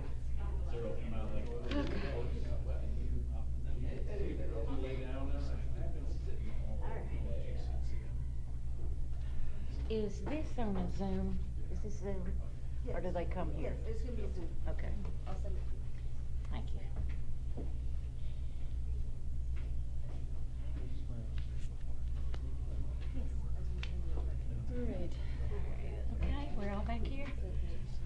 Well, welcome. We're so glad to see you tonight. I'm Sandy Long. I'm president of the board. This is Katie Marks, who's our vice president. Sarah Methner is the director. Mary Hebert's the director. And there's a guy down there, Jacob Wright, is our fifth director. And we're going to give you all the time that we promised you. So I'm going to let you get started and introduce yourselves and show us what you got. Okay, I'm testing. Can you hear me? You have to talk Okay, right into perfect. that. Yeah, good. Well, good evening, and thank you so much for inviting Integris here today. We're super excited to be here to, I'm in charge of clicking as well, so. We're super excited to be here today to share a little bit about ourselves, our experience, some lessons learned that we've learned over the past years, as well as our approach to community engagement, as well as design, and then ending on how are we going to get there? How are we going to meet budget and the schedule?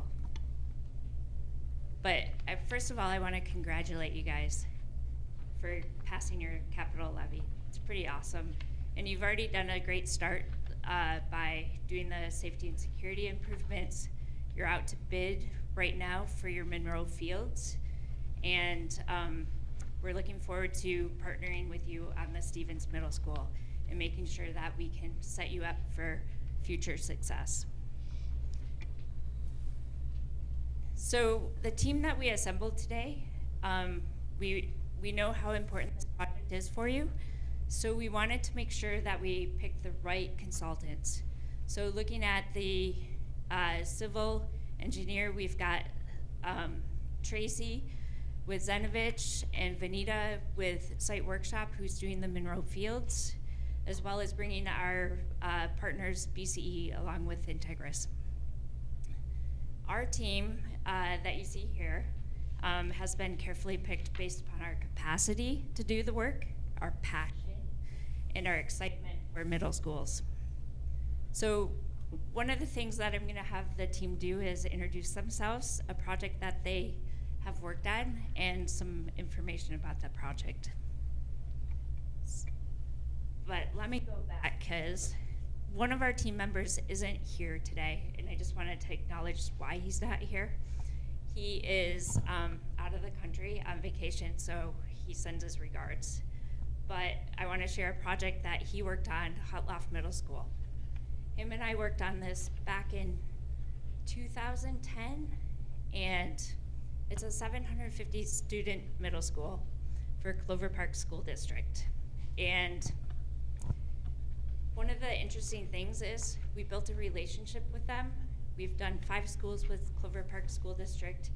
We even have gone back just 2 weeks ago for a post-occupancy review with them. So when we walked into the building for that review, that site walk, we met with the principal as well as the capital facilities director and walked the building and said what works, what doesn't, how is the pedagogy of the education being affected by your built environment. One of the good things they said is everyone that walks in loves the daylight. So you can see through this, that's the main vestibule, the library, and just the brightness of the space. But one of the things that they talked about also was CTE programs. They have changed over 10 years. There was a wood shop teacher at the time. There isn't now.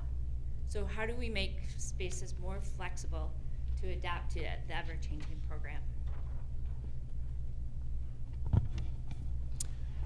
Good evening. My name is Charlie Calvano. I am a senior architect who will be overseeing the technical portion of this project. Park Place Middle School is a project that I worked on. Is very similar to Stevens Middle School. It's located in Monroe and is funded by a 2015 bond that we assisted in passing. It is a 750 student facility, grades 6 through 8.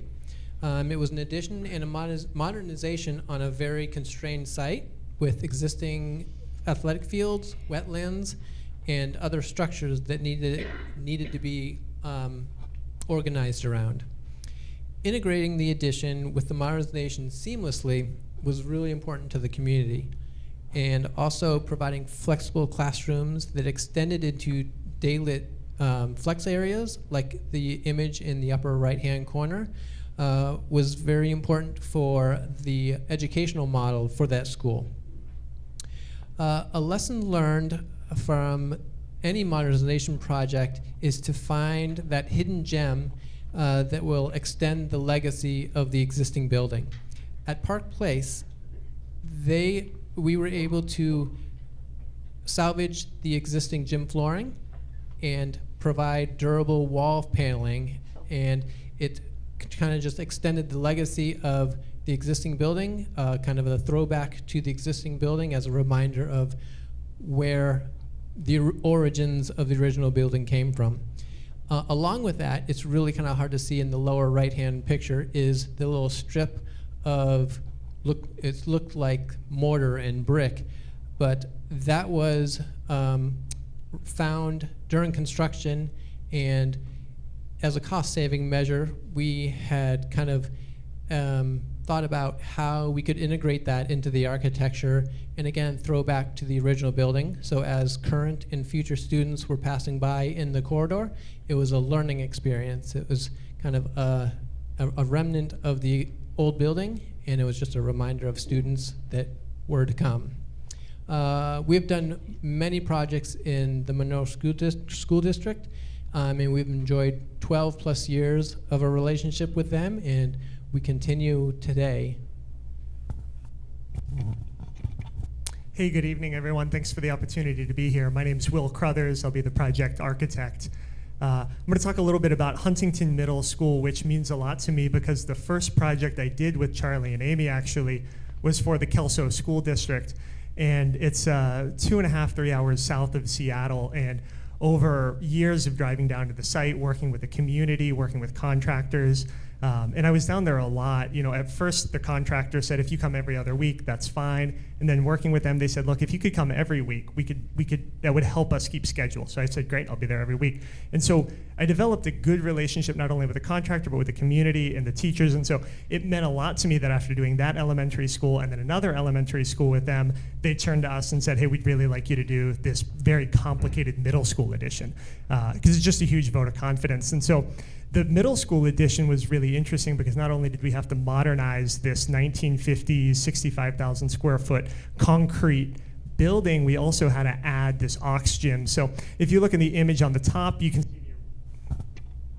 can see the original building. And one of the interesting things about that is if you look closely at the corner of the building closest to us, there are these two purple arrows, and those point to the main entry. And the problem was there was no presence of the community. You walked up to the building and you sort of saw the cafeteria and you thought, well, maybe that's the main entry. And then you saw these purple arrows. Oh, maybe that's the main entry. So it was like a maze. And so we said, okay, well, how can we position this new aux gym? Because they need the program. But in addition, I feel like the mic's cutting out. In addition to giving them the new program, is there a way that we can also situate it on the site so that we're also giving them sort of a community presence that they didn't have before? So it's thinking really carefully about how to get more out of whatever's in the bond or the levy. And I think that's going to apply for us working at the Stevens site quite a bit, that sort of creative thinking. Another thing that's going to apply for Stevens Middle School and a lesson learned on this project is just being very thorough about doing exploratory demolition up front, not relying on as-built from the 1950s. Things get modernized, things get changed, they don't always get recorded, and so you have to be really careful about understanding exactly what you're dealing with to avoid change orders in the future and ensure cost surety. Another part of that is establishing cost rates for items so that the contractor is giving you a price and you know if you have to do additional work of any particular kind, you have a rate in place for that. So all of that helps ensure that the vision of the school actually gets translated while working under some pretty complicated remodel and renovation situations. Hi, everyone. My name is Loretta Sachs. I'm an architect and I'm an associate principal at Integris Architecture. My role with the team is to work with the district and your capital advisory committee on your pre-bond planning process and the community engagement, and help lead everyone to the successful passage of your construction bond. I also work with the team on the Stevens Middle School project, helping with the educational visioning. One of my passions is making those connections between learning and the spaces that students are learning in. And that experience started over 20 years ago when I started focusing on K-12, when I was actually an employee at the Edmonds School District in their capital facilities department. And since then, I've become an owner at Integris Architecture, but I'm still an active community member in Edmonds, where my middle school son goes to school. We also have some personal connections to the Peninsula community where my father-in-law and his wife live. So have a lot of muscle memory in making this trip across the Edmonds Ferry to Kingston, over to the swim in this area. Also have a lot of muscle memory of that trip from working on the Salish Coast Elementary School that I would like to share with you. Go ahead to the next slide. So over a 4-year period, we worked with the Port Townsend community, first starting with their pre-bond planning. And in a little bit, we'll tell you about our community engagement process to help set districts up for success in passing their bonds. Through the pre-bond planning, we do a lot of listening and identifying of goals and vision, and those then get implemented into the building. And how Salish reflects the values of the Port Townsend community, it does so in multiple ways. One way is the building is set up to be net zero ready. Energy efficiency was a primary goal for them. There are limitations to what you can do often with the funds that you have at the time of construction. So it's really important to have a plan in place so that what you can't do now, you're set up for success to do in the future. And I'm happy to go into more detail about that later on. It was really important there was a strong connection between that community and their educational system and their curriculum, and important for the building to reflect the community and its choice of materials. It's a 1-story wood building, so it's not only appropriate for the nature of their community, but it's also appropriate developmentally for their students. It was an occupied site. We built the new school while the existing school was in session. Some of the things that we learned and that we're really proud of working with Port Townsend is we co-created together the process of working with their educators. And what I mean by that is we took what we bring to every project, which is detailed discussions about the specifics of educational environments. What are we thinking of? How do we think that they're working with how you're practicing teaching in your schools and how students learn? What the district did is they said, let's combine that with our teacher professional development. And so we would, during design, we designed a series of meetings with them where they would actually have planned professional development with their teachers. And then we would come in and follow right on the heels of that, still have all of the workshop information that they just went through as they're trying to, one of the things they were focusing on is how do we build stronger relationships between students with each other, between teachers with each other, and between our teachers and our students.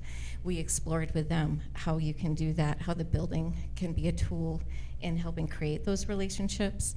They were also wanted to engage in more collaborative learning activities for the students, and more collaborative teaching between the teachers.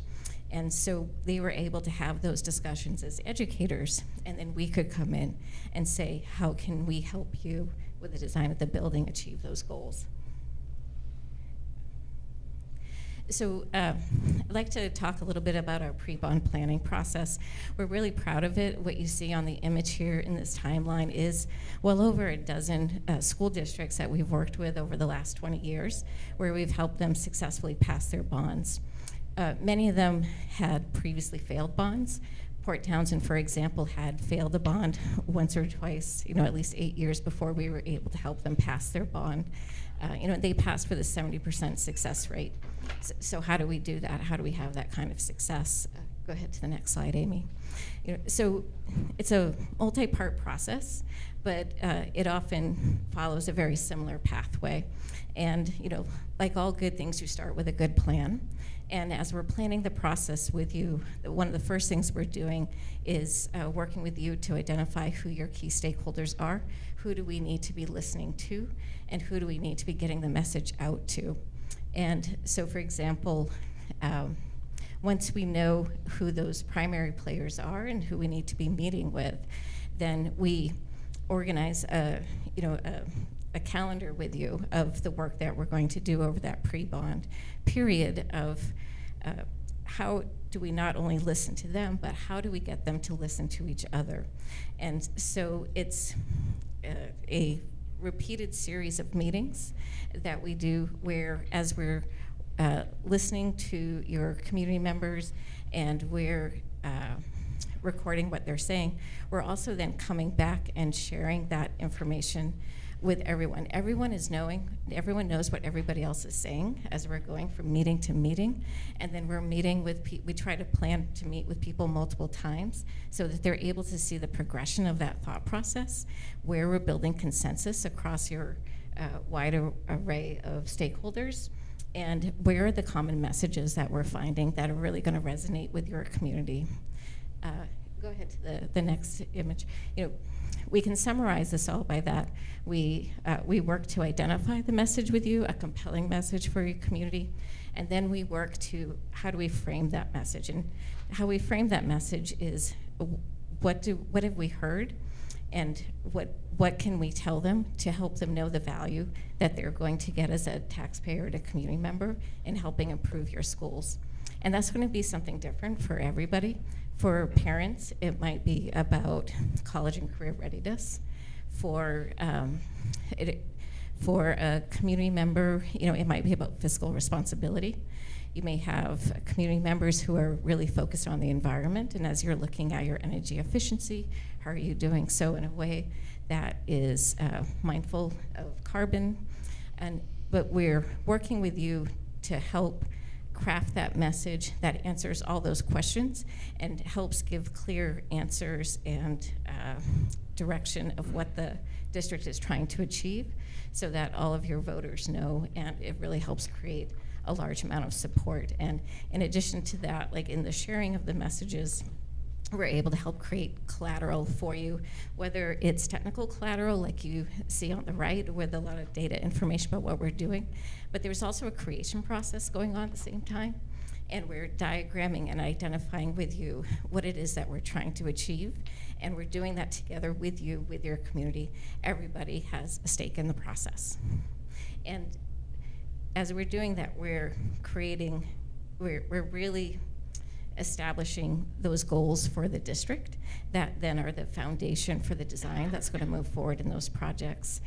And so Will's going to tell you about our design process. Thanks. So after that point, the next step is, or in the case of Stevens, it is the next step now, is how do we build the vision starting from all the different stakeholders' needs. And one of the things that I love about our firm is that we don't know what the project's going to look like. We don't know what it's going to be. We start with identifying all the different stakeholders' priorities. And so what's exciting about it to me as a designer is it's not that we have a vision that we come in with and say, hey, here's what the building's going to be. It's what do you think it needs to be? And it's listening to a lot of different people, and sometimes people have competing interests. We have facilities folks, we have educators, staff, we have the needs of students, and so it's listening to all of that and helping you prioritize, helping to synthesize all that, and then crafting a vision that we can bring forward into a project. So we bring a lot of expertise, we bring a lot of experience on different project types and a lot of precedence. So we'll help you come up with ideas and we'll help you prioritize, but the vision will be yours. One of the ways we work through that is, you can see in the two images, these are both from the Kelso projects I was talking about. we'll come up with sketches based on what we hear folks were interested in, and we'll do 3 or 4. We'll have a lot of different options, and then we'll go with the blocks you see in the bottom image. We make those based on the program size. So whatever we come up with during programming, they're almost like Legos that we make out of foam, and so we can play with those. And so if we show everyone a sketch and they say, well, that's not really what we had in mind, well, so great. And so we have the blocks, and so we'll rearrange it. We'll all take photos of it, and then we'll go back to our office, and we'll think about code, we'll think about circulation, sort of some of the technical aspects that other folks might not be as familiar with, and then we'll present those options and bring the Legos back, and we'll just keep working it until everyone looks at it and says, yeah, that's what we wanted. And it's exciting for us because we have no idea what that's going to be, but the moment when everyone looks at it and nods and you feel like you've got buy-in, then you know you can keep moving and you've got a good project. If you go to the next slide. Another important part of the design process for us is going to be energy efficiency and sustainability. So you don't need to try and read everything on this slide. It's a lot of information, but the important thing to know is that we have a really robust process in place, and that starts with brainstorming with an eco-charrette. It starts with identifying the district goals, aligning those with budget, understanding what's possible. And then there are a series of steps that happen along the way to ensure that we're tracking those goals and that we're meeting them. There's a single point of contact on the project who's responsible for tracking them. There are different milestones in terms of sustainability that we look at. We'll do environmental life cycle cost analyses, which will give you, say, 3 different mechanical systems, so you can understand not only what the upfront cost will be, but what the impact of that is going to be on your finances down the road, because it could be that there's a more expensive system that ends up saving you money in the long term. So for a lot of reasons, some of those may or may not make sense, and we want to lay all those options out for you. There's also a lot of technical, outside of what your goals are, there are a lot of technical requirements. Just a few weeks ago, we found out the code is going to change, the energy code starting next year. It was announced is going to require heat pumps now, and so traditionally, a lot of districts have heated their buildings with either natural gas or with electric resistance heat. And so those are often cheaper options. A heat pump has other benefits, but it also is going to present some budget challenges and some design challenges. So there are things like that we're always tracking, staying abreast of, so that ultimately as we work through this framework, the district goals and the budget are kept in mind as we pursue our sustainability ideas. And then on the last slide, this sort of talks about both of those ideas, sustainability and design at the same time. I did a project years ago for the Peninsula Housing Authority, just north of here, actually. And it was really exciting to me when I heard we were coming out here for this interview, because Port Angeles and the Peninsula are just a really interesting place to me. So in the map, you can see we've diagrammed some of the things that are really interesting about this area. So you've got, and you know all this, but it's the stuff that excites me about coming out here. There's the Olympic National Park to the south, and then there's the Straits of Juan de Fuca to the north, right before it meets the Pacific Ocean, right as the Salish Sea is going out. And then we had a little bit of time because we got here early and we were out on Edith's Hook, and just the difference of the water on the north side versus the south side is really interesting. And then all the rivers and creeks that flow through Port Angeles to the Salish Sea. There's just a lot of really interesting things to draw on. And we don't know if that's the stuff that you all think is interesting about this area. We want to hear what that is, but we want to be excited about place. A big part of honoring the Klallam tribes is understanding the land and honoring that in some way. And so whether you guys get excited about the creeks or the glacial process that created Edith's Hook or whatever it is, we want to hear about it. We want to bring that forward, and we want the building to reflect it. The photo on the left is really interesting because it's taken with a telephoto, so it compresses space and it makes it look like the mountains and the town and the water are all closer than they are. But I think we can do that with architecture, where you can distill something about a place and make it apparent, make it visible in a way that it wasn't before. So we're excited to do that and ultimately have a unique reflection of your community and the school we create.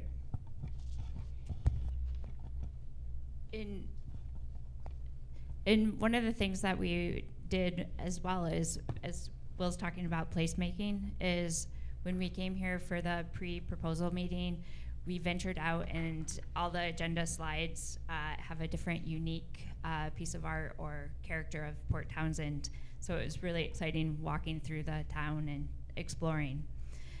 But looking at the schedule, you can see we've identified tons of community meetings and stakeholder meetings, and the success of your project, like they said, depends on us listening to your community, to the stakeholders, and making sure that the project they get, like when we open the doors of Stevens Middle School, is what they're expecting. And so that's one aspect of the schedule, but the other aspect of the schedule is just looking at the timeline in your capital levy.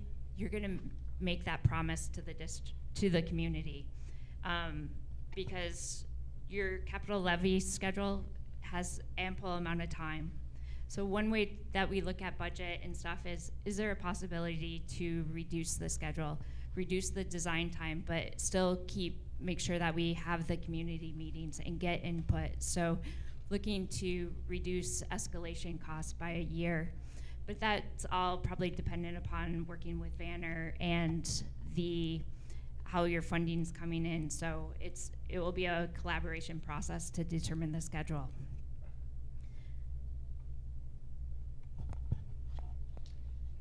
So I'm going to segue into market conditions and the best value. By the way, we had a really terrible transition right there, and I apologize for that. We've practiced that for a long time, but it still didn't work. But it's human nature. The market conditions today are really, really difficult. We're cost overruns, procurement issues, supply is really difficult. So it's a really hard time to actually build something today. The graph on the upper right is actually the escalation, and the latest report has come out, and we are about 11% escalation year over year in this area, as you can see in the red blip. But luckily, it's forecasted to ease. In a couple of years, the forecast is that we kind of go back to a regular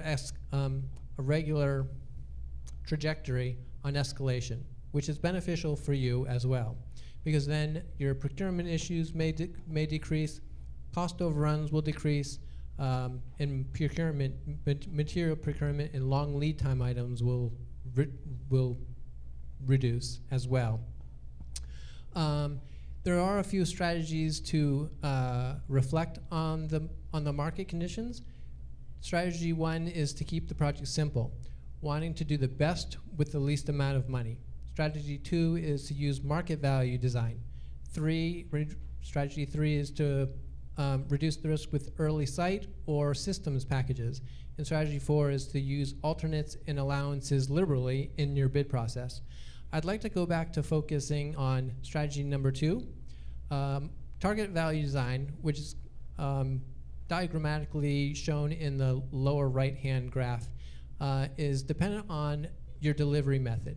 On a typical traditional design bid build, cost estimates would occur at the milestones of your project: design development, schematic design, construction documents.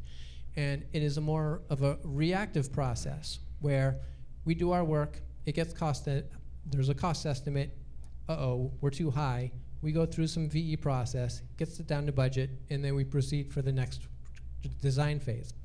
That's not really advantageous. So the target value design is, in general, buckets of money for the different systems in the building. And how we fill those buckets is kind of gauging your priorities. So while some buckets may have more money than other buckets, it's very fluid. If your priorities change during the design process, we switch these buckets of money. And we interact with the cost estimator really closely, start from the beginning, and monitor all these costs. And the decisions that the team makes influences where these costs are coming from. So we have a target number for the systems, and then that we can that we can address. And it's just a management process for getting a project on budget and controlling costs. So carefully tracking the cost in this way will ensure that as a team we can continue to deliver on your promise of your capital levy and to the community.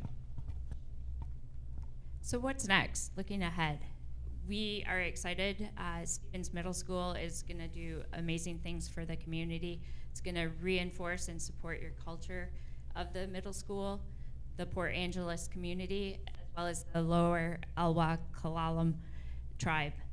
And then not only is that the culture being built, but your students are going to have high quality learning environments. And in order to maintain the high quality learning environments, these buildings are going to be around for 40, 50 years. So making sure that we design the buildings that minimize the operations and maintenance costs over time. And then Stevens Middle School is also going to set you up for your future projects. Port Angeles High School as well as Franklin Elementary School. So with that, I just want to say we are super excited to be here. We've enjoyed our afternoon here and look forward to working with you. And I would like to ask if you had any questions. Okay, board. Mary, you want to go first? Well, my question has been about communication, but I think that you were pretty thorough in that. I think the only thing that you could highlight for me might be what are some of the activities or strategies that you found most helpful in this communication with the community who we want to have the full support and backing behind? Is this one working? Okay, great. So it's in and out. There we go. You know, the kinds of activities we do will depend on who we're working with, and we try to work with as many of the community members as you're trying to reach out to, whether that's some of your seniors in your retirement community, whether it's with your Rotary Club members, you know, and whether it's with your students. We've done activities with all of them. We like to get the students involved in the process because so much that's important about is that going to work? So much of what's important about educational design is making sure that you're creating really engaging environments for your students. And one of the ways to do that is to actually listen to your students, especially important in middle school design. There was actually a study done, you might be familiar, back in 2016, where an educator interviewed like 20,000 middle school students at multiple middle schools across the nation. And what do we know about middle schoolers? We know that, number one, they actually really value their relationships with teachers and with the adults in their lives. They see you as mentors, and they want to make sure that they're able to develop those strong relationships with you. We also know that when they reflect on what's different to middle school to when they're in elementary school, that the level of engagement they feel in middle school is about half of what they felt at elementary school. So how you can help create those increased engagement in your new design is by engaging with them, listening with them. We just did an exercise with 6th graders, and kids want to be outdoors. We've learned a lot through COVID, and they need breaks. They need to restore their ability to learn between moments of learning. And we need to find all of our tools that we can create for them within the school environment and throughout the facility to help them be able to maintain a maximum level of learning throughout the day.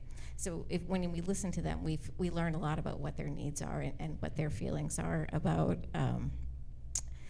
school design. Some of the activities that we do with them, we do a lot of activities where we're teaching them about school places. We're teaching them about outdoor learning opportunities. We're sharing with them inspirational images, and we're honestly just listening, you know, especially with the students, because they know what is meaningful to them and what makes them feel safe, what makes them feel calm, and what makes them feel ready to learn. When we're working with other community members, we've done lots of workshops, especially if we're talking about sustainable design. It covers such a breadth of information. We often will bring in our extended consultant team. It's a combination kind of educational listening session where we're letting everybody know, what the current best practices are for creating sustainable, energy efficient, carbon reducing schools. And we're hearing from them where their highest priorities are, because while we aspire and we can, as we obtain funds to build a school, in some ways you can do anything, but you can't do everything. So like Will was saying about prioritization, we want to hear what all the priorities are and then help work with you to prioritize them.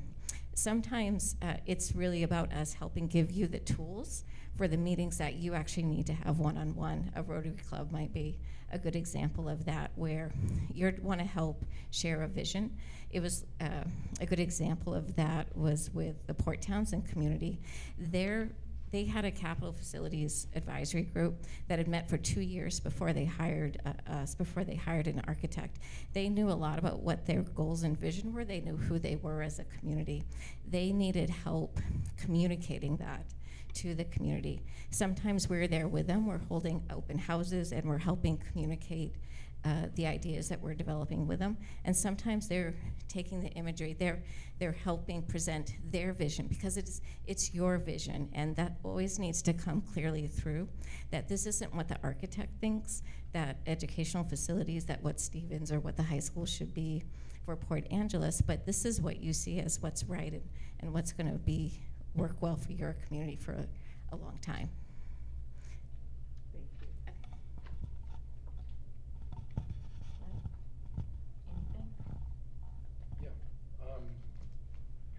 How many employees are in your company? Currently we have 90 employees. We have 2 offices, one in Spokane and one in Seattle, and they're split roughly 45 people each. Okay, and are you the managing principal of both? I'm the managing principal of this project. So we actually have a board of directors that manages both offices. So. Okay. And who's typically on site during construction? During construction, the project architect, I'll be coming as well, because it's important that I'm stamping the drawings and I need to have my eyes on the project. But between Will and Charlie, they're going to be our technical people on the ground working with the contractors. All right, and how many projects typically does a team like this take on at one time? For a project, we can kind of go down the row. For a project architect, 1 project. Okay. For a project manager, maybe 2. So Sam might have 1 or 2 projects, and for myself, I might have 3 or 4. Providing, I'm kind of more oversight for multiple projects, but the team that we have here will be the team that you will have. Okay. So I was looking. I didn't really get to hear about like maybe mistakes that you've made. That wasn't part of the presentation. So of the 10 modernized middle schools, have you guys bumped into any problems, and how did you overcome them? Huntington Middle School, the ones that's in construction right now, like Will had explained, it's the 1950s, cast in place concrete with plaster inside and outside. The as-builts were terrible. We did the best we could do. It was during COVID. So one of the issues that we came across during construction is when they started opening up the building, the plaster started to crumble. And we're like, this was not a known condition. Behind the plaster was board form concrete. So we went back and was like, okay, we could expose the board form concrete, but is that the district look that they were interested in? So we met with the superintendent, we met with all the stakeholders, we went on site, we looked at the board form concrete, and they were like, this is beautiful. And this is one of those hidden gems that I was mentioning before. So we take an item that's unforeseen, and we try to make it a design element that meets the district's priorities in whether they like it or not. And that's one example. Last question. How many bonds have you helped pass? I counted the slide before we came in. It was like 14 or 15, and just since 2000. Yeah. And how how many of them were in a phase like ours where it was capital levy, partial construction project, get a bond passed? Most of them did not have an active capital levy. They had educational operational levies in effect. Because we're collecting money right now, and the town's paying us. Yes. And then we're going to go and ask for a bond before we've really built much. So that's the tricky part of it. Right, What do you right. think?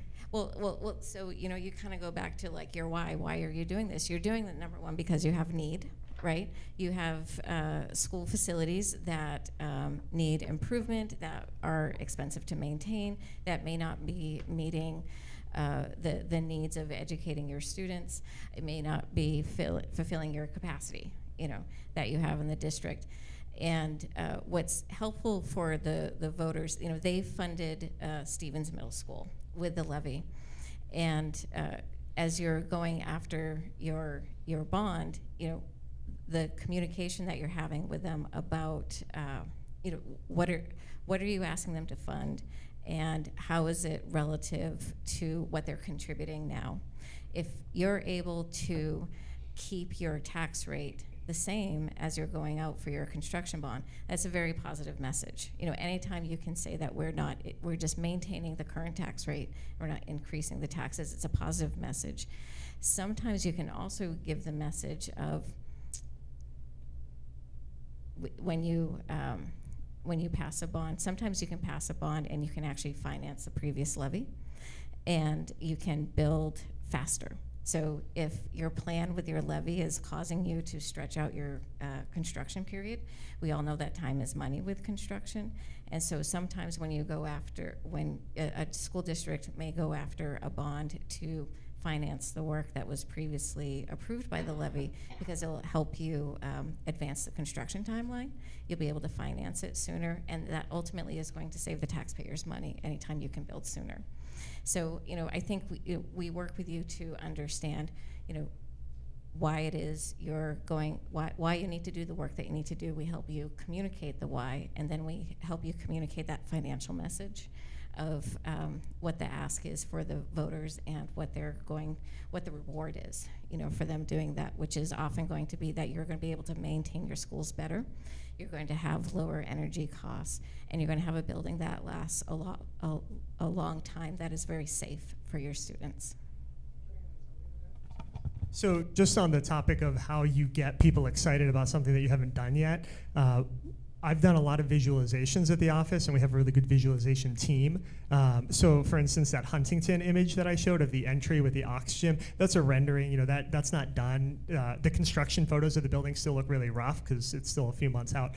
And so we can work with you to develop, you know, we know it's not done yet, but we've got early design ideas, and here's some really cool concepts, and we can make big posters, and with a high quality rendering, it can really help sell the story and give a sense that progress is being made on the design side.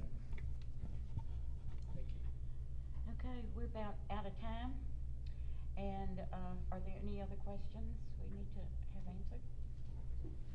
We thank you for coming out tonight. This is a long drive, and we're glad that you're willing to think about coming to be our helpers. So we thank you again. We're going to be talking about the presentations after you leave, and so we will get back to Marty. We'll get back with you, and we'll see what happens. Thank you for your time. Thank you so much. Thank you. Your presentation was very good. Thank you. Thank you.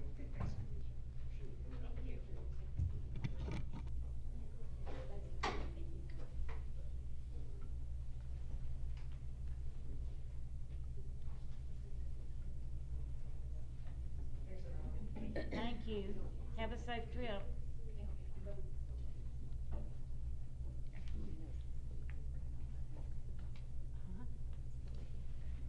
Okay.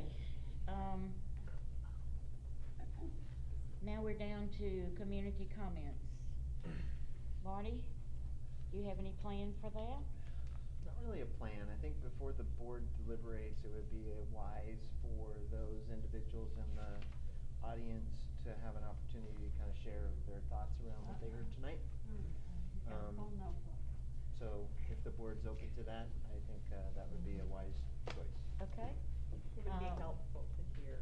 Yeah, I'd like to hear particularly what our PACAC group Yes. thinks.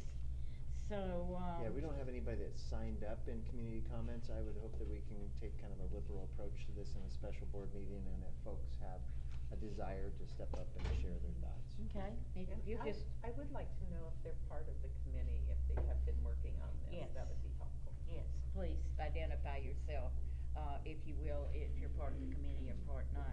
I mean, if you'll just raise your hand, or If you're part of the committee for the credentials.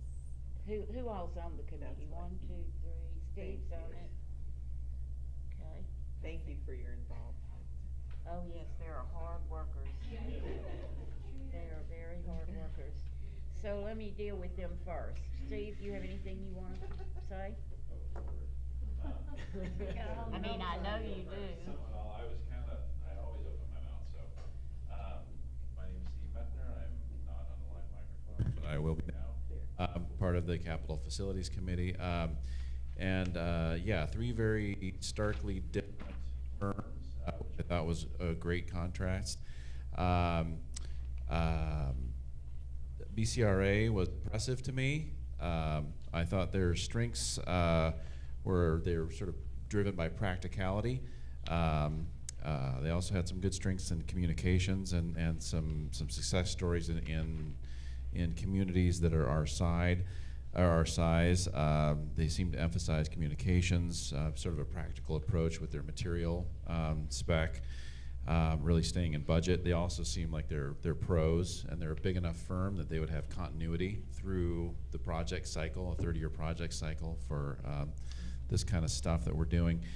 Erickson McGovern, I thought they felt more sort of nimble and organic, might be more responsive, sort of in a face-to-face, moment-to-moment kind of environment, and might be you might get a more interesting product out of them, maybe a more sort of naturally appealing or organic kind of build product from them. I was concerned that their firm was not focused on future projects, but is clearly able to tackle a project now. A lot of their projects were in the $15 to $21 million range. This is almost a $70 million project, and it's the first of a lot. So I was a little concerned that if their principal gets hit by a bus, the whole firm doesn't have a succession plan. So I loved listening to them and the stuff they did. I would just be concerned about succession with them and the future. The first two firms did not speak at all about collaboration with teachers. I was concerned by that. My compatriot over there and I were talking too, and I said, I've been sitting here thinking the same thing. Integris, one of the first things out of their mouth was process, communication, and again, process and communication, continuity, relationships built over long periods of time. They also had a nice little sprinkling of, yeah, we're going to get a great design product out of this. We want to be practical with materials. It's about budget.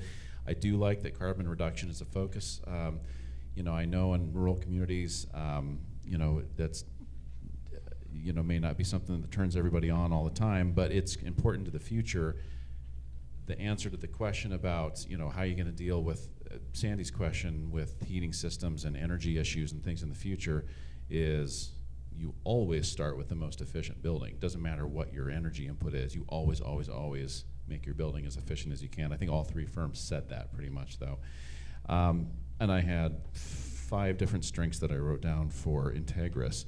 The company structure, they have a very clear company structure and process. I think that they would have redundancy and also a succession plan if one of them moves on. So that gave me some comfort that they have a board that oversees and they have a project management structure that doesn't depend on one principal being the driving force behind a project that could potentially be 30 years long. So I thought that was a real strength for them. She understands the levy and bond process, particularly the levy to conversion bond process, and she spoke exactly the language that we need to speak about how we talk to people. So you can kind of tell where my opinion would be, and I think it would be with Integris, not because of design issues or I think they have the coolest ideas. It's just process and continuity and understanding of where we are, and I think they probably would be more durable. So that's what I had to say. Thank you. Anybody else out there? Mike, did you have any comment?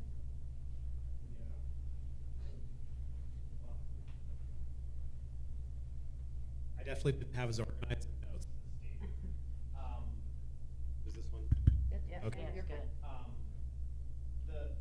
I like how Steve broke some things down. I like VCRA quite a bit, actually, especially I thought their presentation was very polished. The one thing about Integris that I wasn't sure of is, are they hungry for our project? Because that was something that I know Jacob was asking kind of questions about, and I felt like those first two firms, you know, VCRA was the bigger firm, but they also had the smaller division that was focused on education. I liked that, and it seemed like you get kind of the best of both worlds with, they have the small project team, but the resources of the bigger firm. This was the second one was Erickson McGovern was the smaller firm, which has its own advantages, but they also, you know, as Steve pointed out, has some disadvantages. So I guess I was more on the, I did like Integris. Integris had a lot of pluses as far as their understanding of our community, their understanding of our natural environment. Because multiple times in their discussions and presentations, they said a lot of things that I was just really happy to see that they had done that homework on. And so I saw a lot of pluses with Integris. Again, my one concern was it feels like they're the big firm that I'm not sure that they really need us as much. It seemed like that the BCRA was the big firm that actually was on the hunt for a project. It seemed like they're kind of like, this is the perfect timing for us. What else? But yeah, I mean, it also feels like it's going to be hard for us to get a real loser here. You know, I think in our community, when we had our capital facility discussion, there was a pretty clear consensus that we really liked BCRA and we really liked Integris, and then Erickson McGovern was kind of the third choice for a bunch of us. But Erickson McGovern, I think, you know, impressed me more today than they did when we had our community discussion, just based on the proposals. So I have some other thoughts, but Go ahead. well, Please I share. don't know what I wrote down. I can't remember. I did like the practical focus of Erickson McGovern. It felt like they were really, you know, the pragmatic small firm.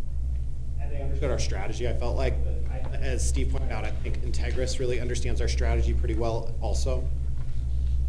And then I liked Integris's focus on cost escalation strategies. That was nice to hear.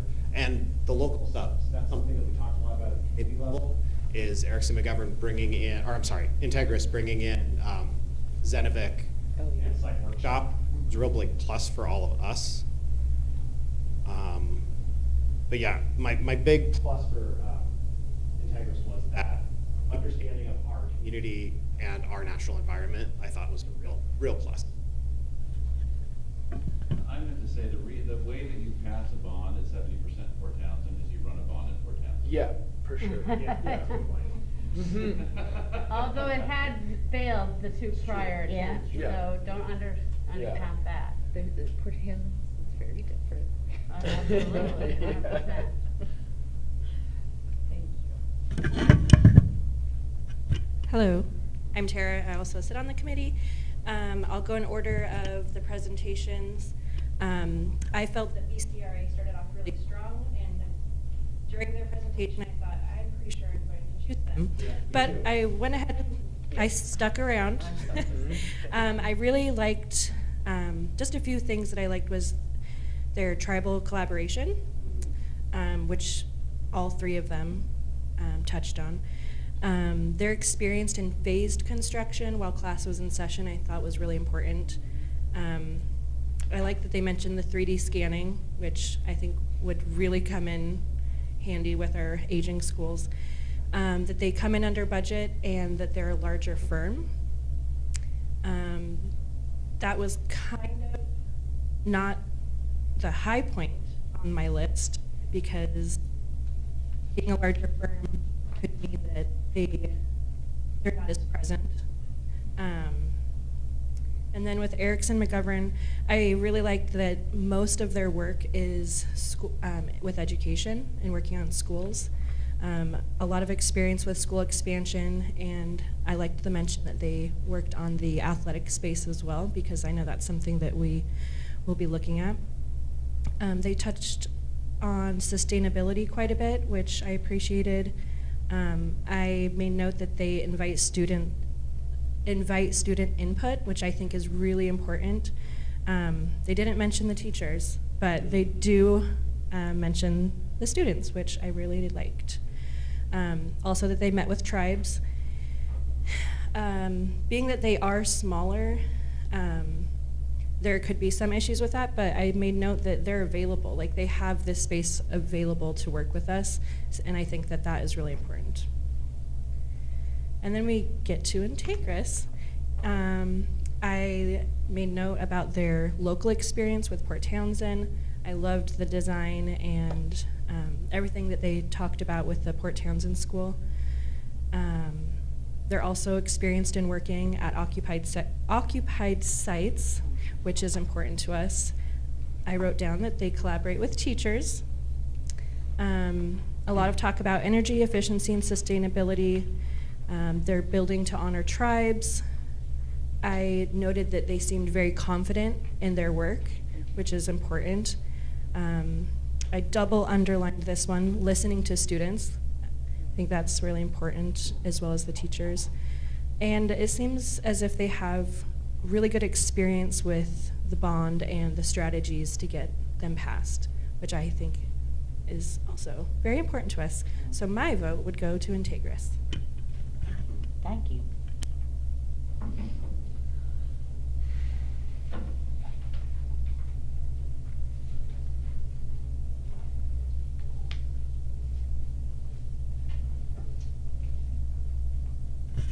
I'm Sean Worthington. I'm also on the PCAT committee.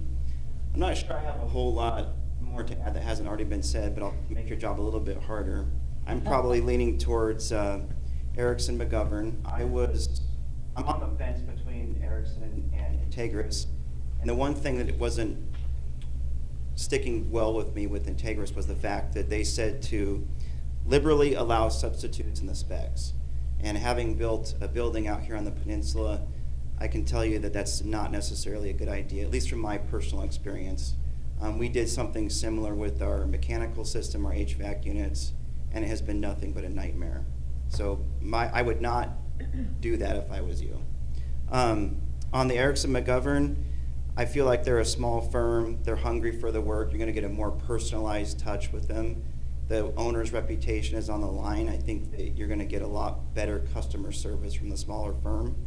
90 to 95% of their work is in education, so it's right in their wheelhouse. This is what they do every day. Their entire team of 15 is going to be dedicated to this project. They've already done projects out here on the peninsula, so I feel like they understand and know the challenges that we face out here. I mean, they're out on the the tip of the peninsula out here, so they're familiar with our topography and the challenges of getting crews and construction materials out here, the time frames that are associated with that. It's a challenge. And then they already took the initiative. They went to Stevens today. They had some ideas for what they could already do as far as drawings and coming up with ideas to present. So my vote would be for them, and a second vote would be Integris. But no matter which one you go with, they're going to be good. Thank you, Sean. Yeah.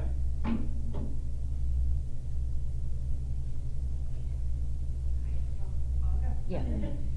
Please. So this is a project that's obviously near and dear to my heart. Yeah.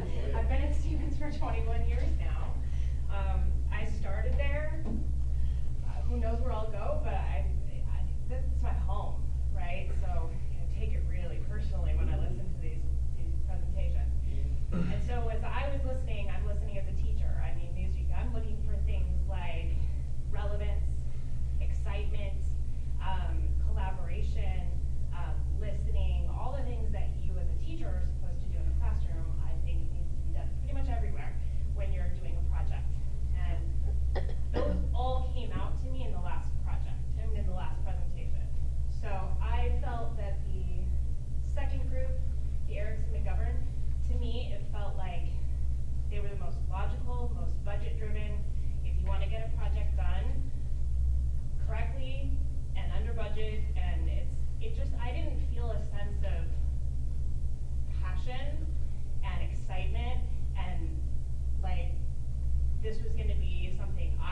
wanted to get involved in right now. I felt that in the last one, and especially if it comes to passing a bond, excitement here is going to be imperative. We have some very resistant community members. We've been going over this for a long, long time.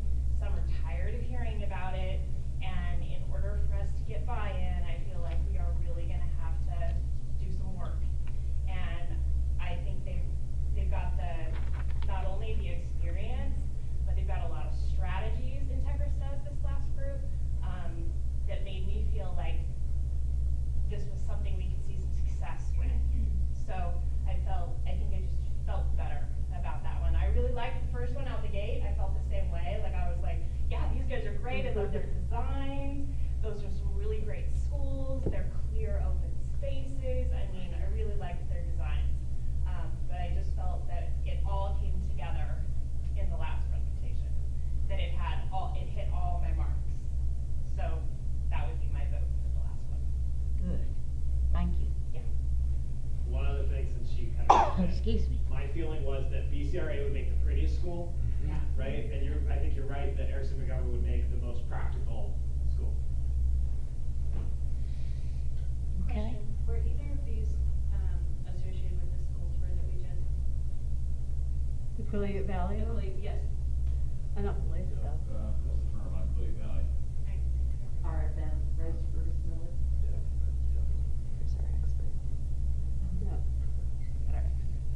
Okay, do we have any other, input? Any other community comments from anybody in the room prior to, I would like to hear Banner's position as well, if you're okay with that.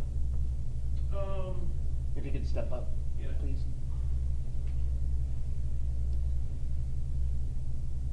So, I'm looking at it from probably a different perspective than many of you in the room. You know, construction, on time, on budget, processes and procedures. That's my Navy background, process and procedures. And so as I'm listening to these presentations, I want them to have processes in place, procedures in place. How are they going to execute the budget, the schedule, the community engagement? And I also look for key statements of that apply to execution. So BCRA, they talked about a project management plan. Yes. They talked about a risk registry. Absolutely. Those are two key. I look for hooks that really apply. Budget control, community partnerships. Erickson McGovern, they talked about space efficiency planning, which you'll probably need during the renovation. Estimate cost early and often. Absolutely. During design, you can't wait till you're halfway done and then do an estimate. And then you've got to do it almost every month, quarterly. How's it going, then adjusting through design. So those are two key things that they brought forward. Understand the market also. Integris, flexibility of space. I think that was a really key. You know, you don't want to shoehorn your spaces into only one thing. How do you make them flexible? Another thing, relationship with contractors. If the relationship between the designer and the contractor goes south, you're gonna have problems. So I really liked how he talked about the relationship. Exploratory demolition, absolutely. You know, we're doing a renovation project now and we're finding, asbestos. Do that demolition early, save the change, get rid of the change orders. Pre-priced rates, that was an interesting comment, where have the contractor pre-price. If you think something's going to change, pre-price it, so you know that what that change could be if it comes forward in the future. And I really like the statement about your vision. What is your vision? Your vision. A&Es have their vision, and they really like their vision. They didn't focus on that. It's your vision. That was a really good statement that they kept repeating. And then they talked about their design process, and really you need a structured design process or the budget will go off track, or the schedule will go on track, and Integris really focused on that. So, as I said, Integris had a lot of hooks that grabbed me from a project and construction manager.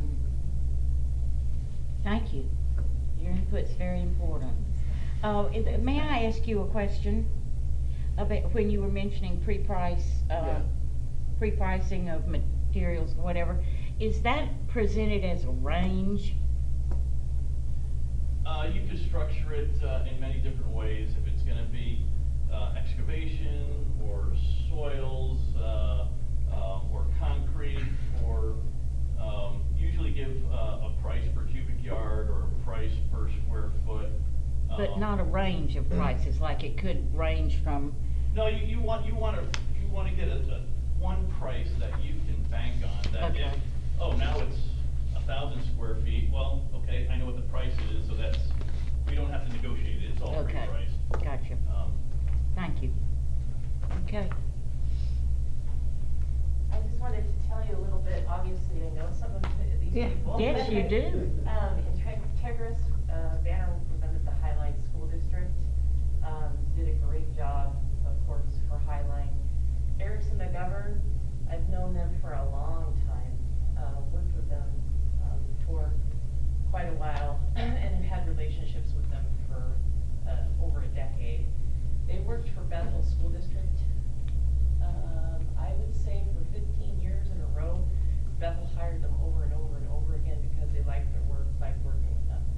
Just, Craig spoke to all of the technical things. I would speak to the relationship, especially in a smaller community, that Erickson McGovern would do well for you. Raymel does not sleep. That man, if you need him, he will continue to work for you. So they're always very invested. That's just what I wanted you to know. Would you tell us your name?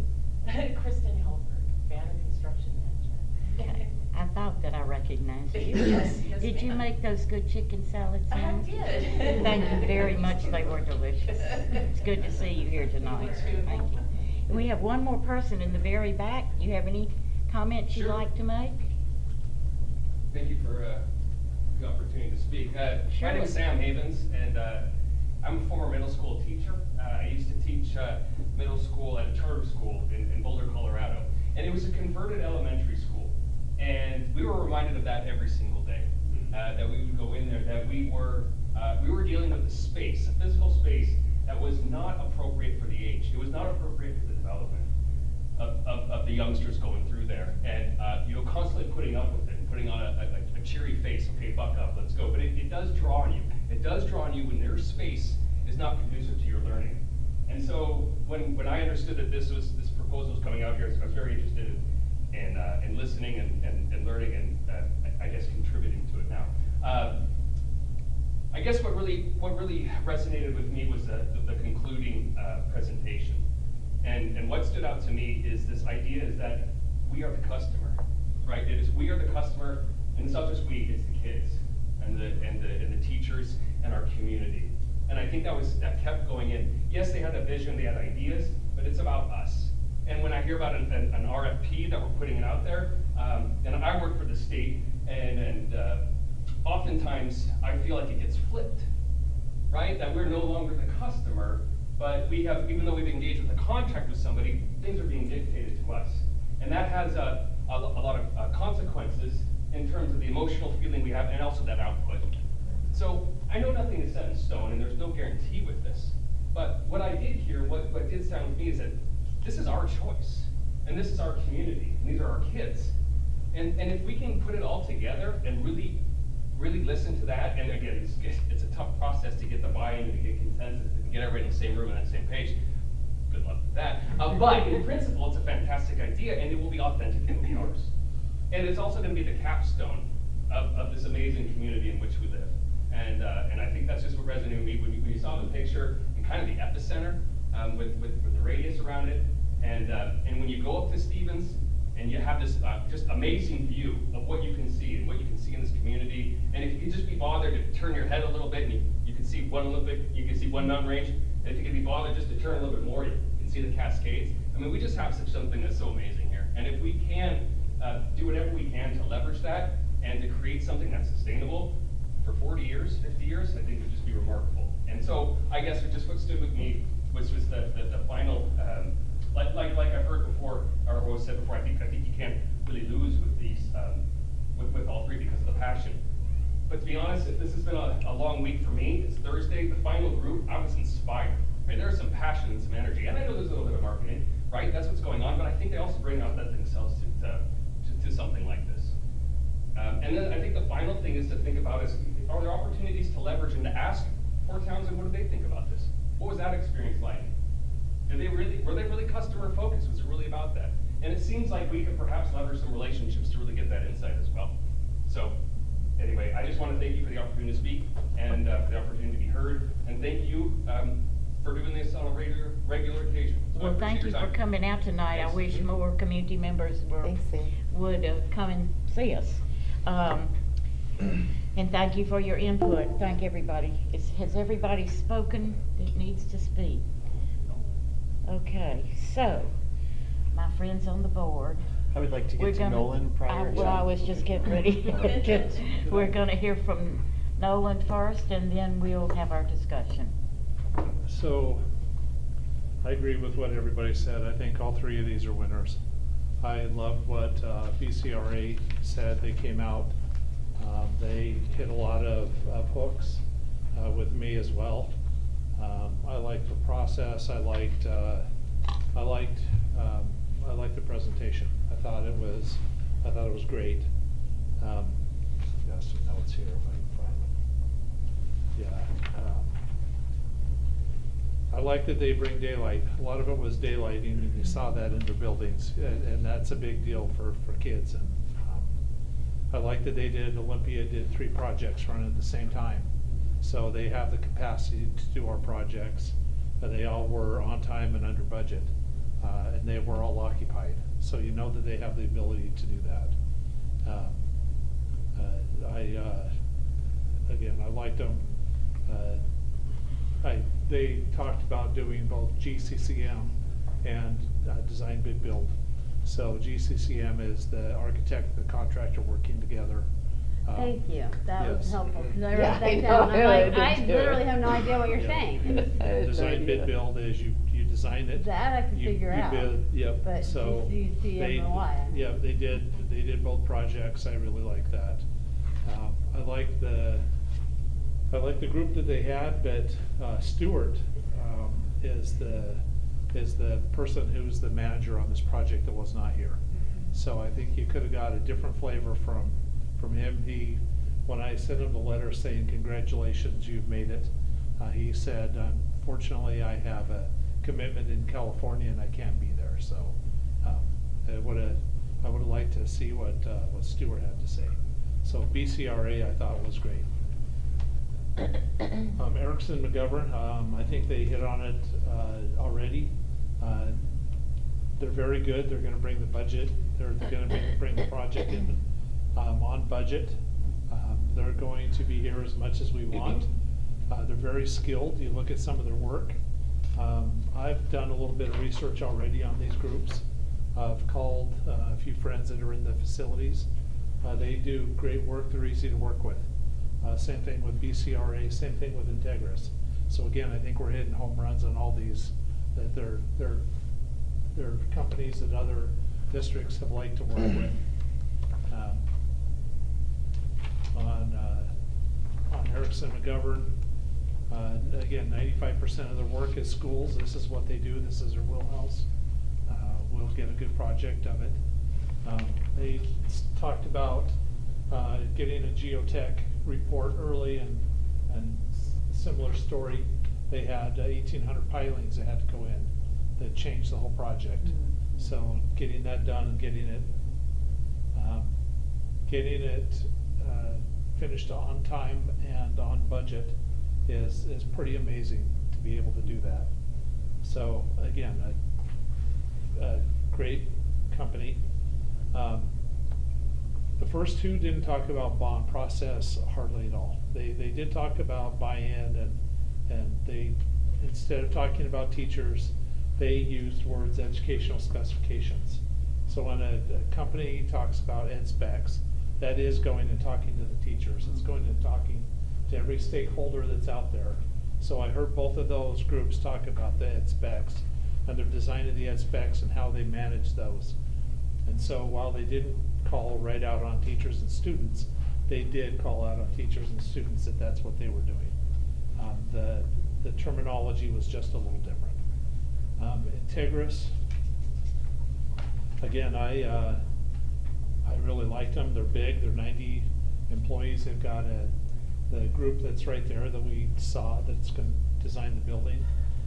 If we go with them, very comfortable with it. They did talk a lot about bond process, and I agree with Steve. They hit it right on the head. If we're selling it, that's who I want in the meetings with us, walking through it. So they were really, really good. They talked about, and we've talked about this, when is the best time to bid? They already looked at escalation and when that escalation could drop off. And so, and how do we bring it in faster? How do we save money? They're already looking forward, and they talked about that. So those were hooks to me as well. And then just constructability. So again, I think we've got 3 great firms here. I think it's a tough choice. It just depends on what you want. If I was to rank them, I would say, and this is tough. This is tough. Yep. Yeah, it is. But I would go Integris, BCRA, Erickson McGovern. That's what I did. Okay. Marty, you want to have a little input here? Sure.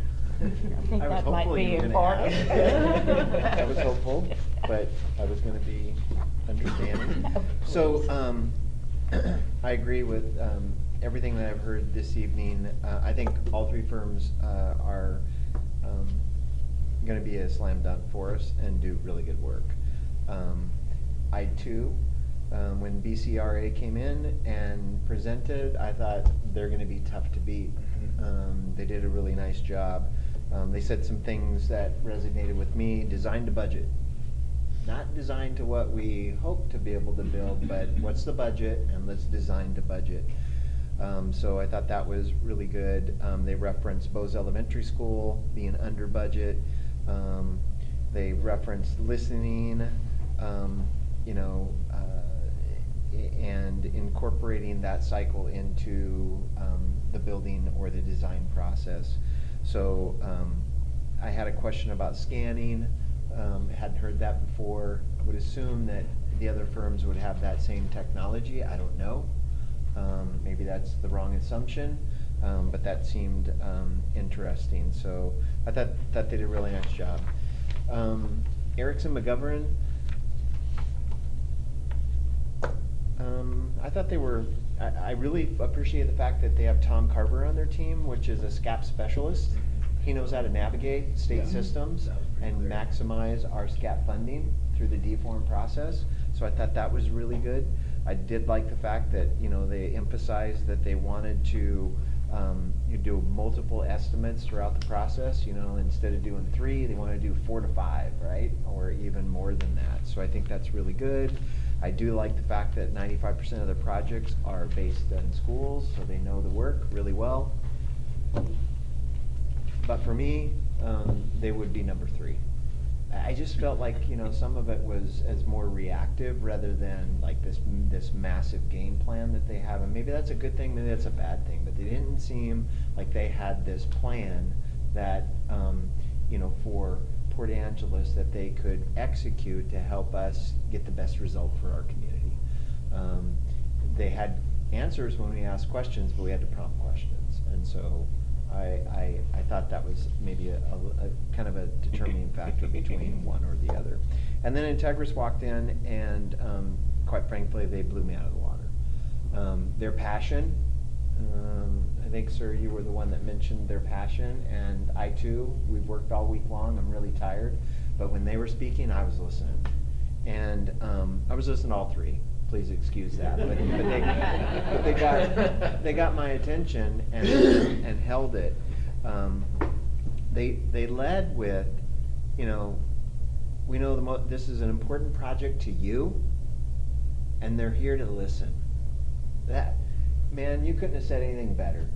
Because, you know, most of us had the opportunity to work with architectural firms, and they do have a tendency to come in with a game plan that they want to execute to you.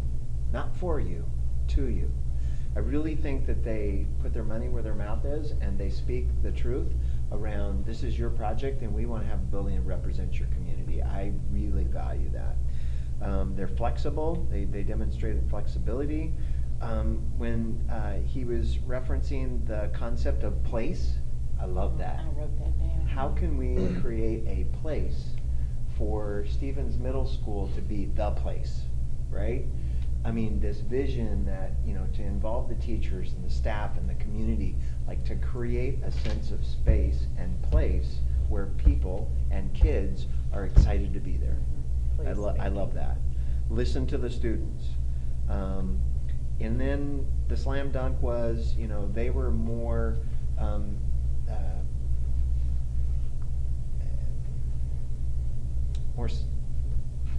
can't, the term, it's not sophisticated, but they were very well prepared to discuss the bond planning process.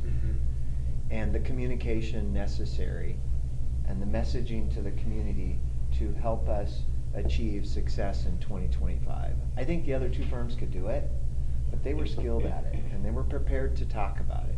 And we know in our communications and discussions of the board of 5 and team of 6, like that's some of the most important work we're doing over the next 3 years. They said 24, I think. Say it again? 24 bonds they've passed. Yeah. Or helped pass, sorry. Yeah.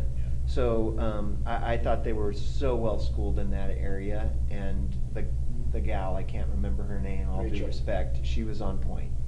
She knew exactly what she was talking about. It wasn't, this is what we want to do, she's done it.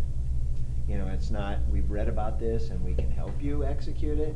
We've actually done this in the field. So I agree with Nolan. I agree with most in the audience. I think all three firms would represent us and represent us well. But if I had to rank order, I would do Integris, BCRA, and Erickson McGovern. Okay, thank you. Well, now. You want us to talk? Yes. Let's Katie, you've been so quiet. I'm gonna let you get started. You wanna get No, started? if Katie wants to talk, Katie talk. Do you wanna wait? I'm sorry, I didn't mean to pick on you. It's a little bit out of my wheelhouse, so I'm super thankful that we have a committee that's They're great. helping us advise. I'm not used to large construction projects. I have worked with an architect, but this is just so different. So I agree with the priority that seems to be coming forward completely. The things that are going through my head as far as worries, because that's what I do as a board member, is worry, right? Is I worry about they've never the top or I should say the top ranked one, Integris, is it? Has never worked out here, and I completely agree with Sean that getting supplies out here and contractors, if there aren't local ones, is a totally different game. And so this is a concern. Let's see. I don't know. Integris just, kind of blew me away. I came in having read their proposals, liking them, so it wasn't surprising that they are polished. They, every time I would pick up their packet and read a little bit, I was like, oh, of course, they knew how to speak to exactly what we were asking for. So, let's see, I'm a little bit worried about their availability. Some of their team members are working on the other side of the state on projects. Their work history is excellent. I haven't had a chance to call any of these other schools that happen to know some of the board members to ask how their experience. I haven't had a chance to do that, but that would be kind of the next step if I was to take one, is to check in with Port Townsend, some of the, I mean, they have they have a map of all the schools they've done, and it's very clear that none of them are on the peninsula except for Port Townsend. So, and that's where I walked in concerned about that, and I'm still concerned about that, is that it is different, and we are not Port Townsend. So when it comes to getting community feedback, I think it's going to be a different game. So we might challenge them a little bit. You seem up for it. Yeah, I'm done. I don't have a ton except for, yeah, I agree with what's going on. They're all good. Yeah, they are all good, and I'm not going to spend very much time on the other two because what are we building? What are we building? A school. We're building a school, right? I mean, it's all, I appreciate your input on your hooks and, you know, your, what's gonna get, you know, the most efficiency. That's all great, but we're building a school.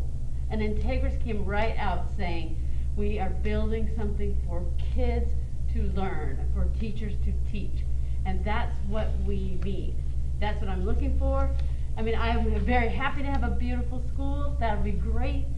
But I need a school. I want kids to have this place to learn that's built how they want it built. Like you're saying back there, that fits what they need. So for me, after that, I mean, the first words out of their mouth were, again, not my favorite word, but pedagogy. Again, I've had some interesting issues with that word, but I thought that was all I needed, was that continually talking about kids, including teachers. What do they need? What do they want? So that was it for me, because that's what we're building, is a school. Okay, Mary.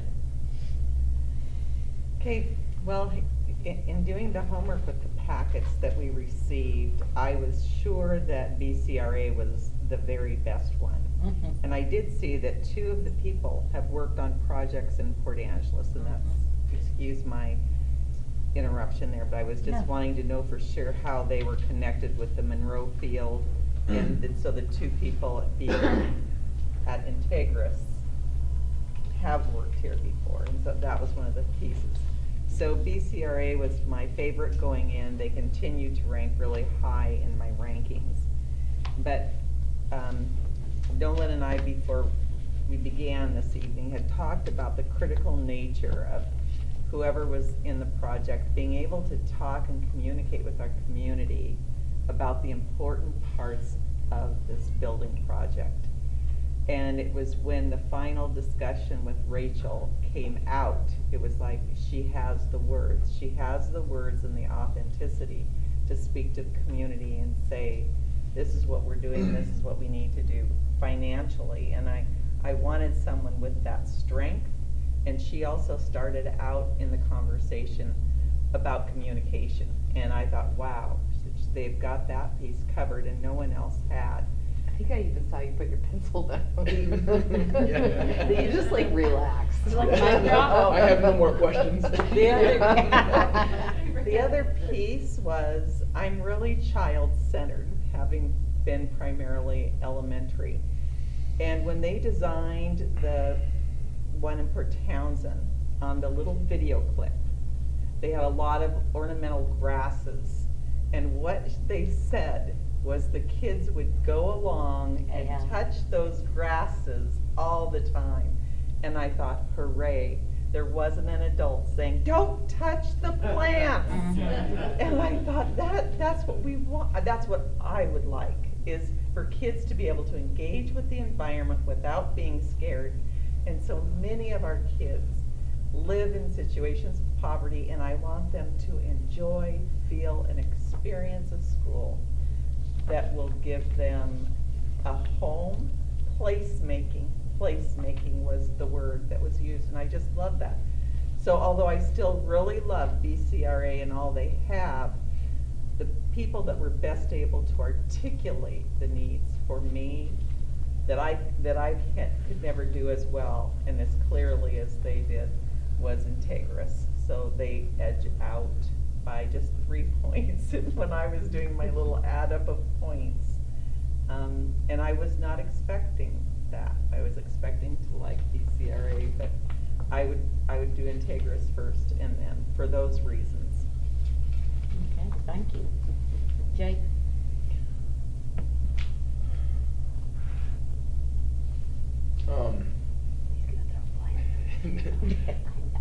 I would have really liked to hear from Stuart and Heather, because they sent the Young Bucks. They did, and they're good.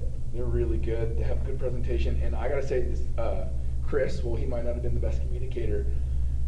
He builds beautiful schools.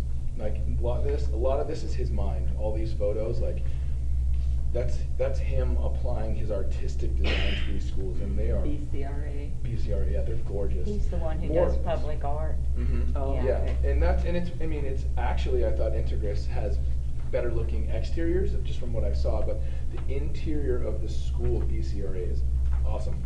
And he talked about designing 4 sides of a school, so you don't have a back of the school, right? He's working with the environment to create like this approachable building in all these ways, and I thought that was awesome. And they talked about budget a lot. They talked about communication with the community. Lori talked about that a lot. I believe that they work well, just from talking to them, that they have experience, they work well with contractors, and they for the most part, they were talking about staying in budget. They talked about going over budget and how they dealt with it.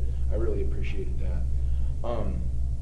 With Erickson McGovern, I felt like whatever problem got put in front of Ray, he would just like beat it with sheer force of will.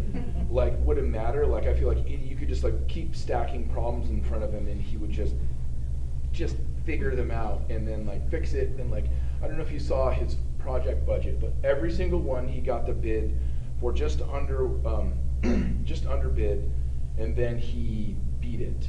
Like, even with the change orders, he was able to stay under budget on all. I think he had 3 of them up there, which I really appreciated. But none of his buildings were attractive, even kind of. I wouldn't want, if I had to pick between the 3, I wouldn't. I didn't like his design. I didn't think that he cared much about the beauty or the flow. That was the other thing. Efficiency of layout inside of a school, BCRA, hands down. I don't know if you saw one, but I spent a lot of time in airports. And I really like to go look at the map of an airport and see how efficiently they run. One of their schools in Olympia looks like SeaTac, and it was perfectly designed. It had this triangle in the middle with these things flowing out from it. They just made it look like you could easily go through the school. I thought they had the best interior design of any school. So Integris, I don't see how we can't go with them though. They're bond focused, and so more folk than the other 2 by far, and that's what we have to do, is we have to pass a bond.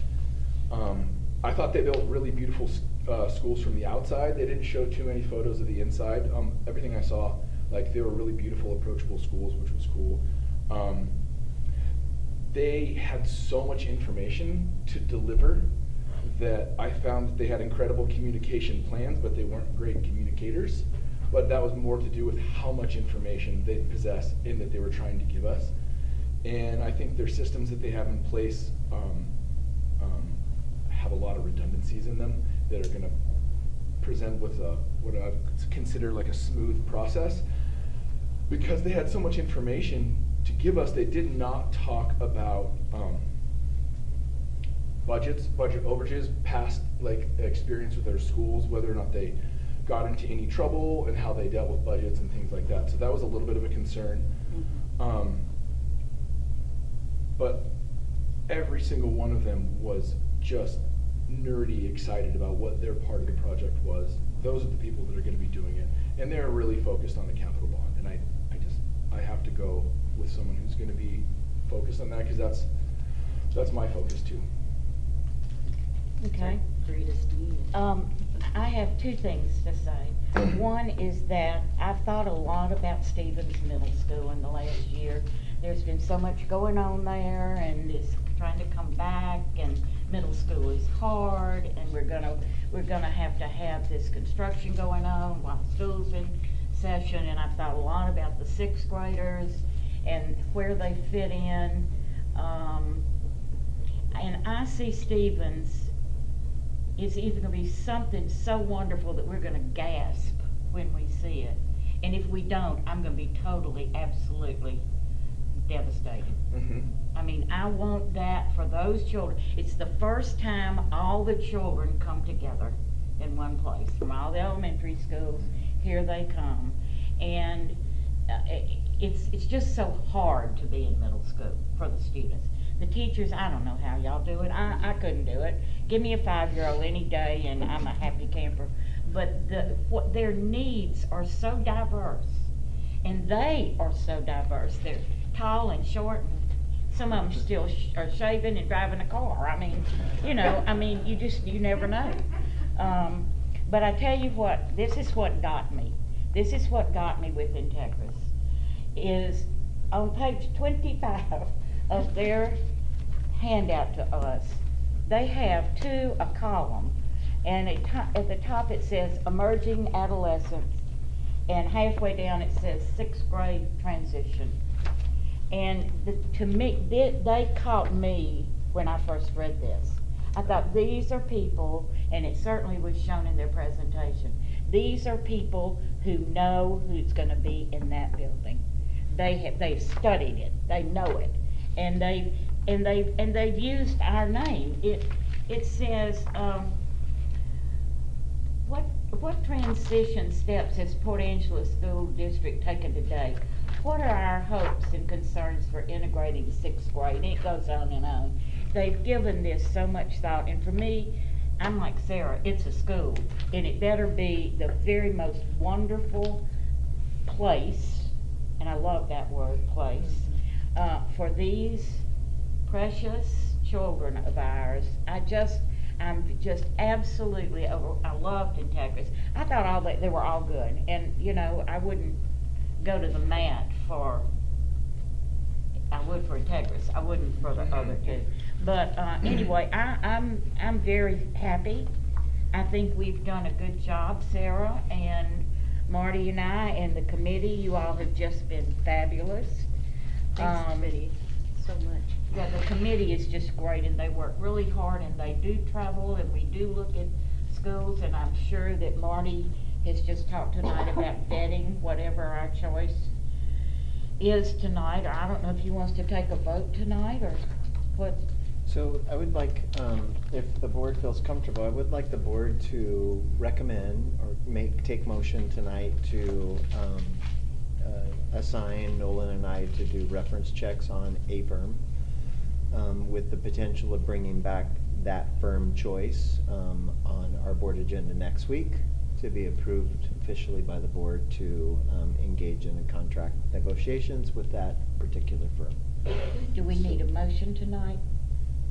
Is this I don't think you need to, but I think I would like it for the board to give Nolan and I direction on who you want us to reference check, and we'll do a deep dive.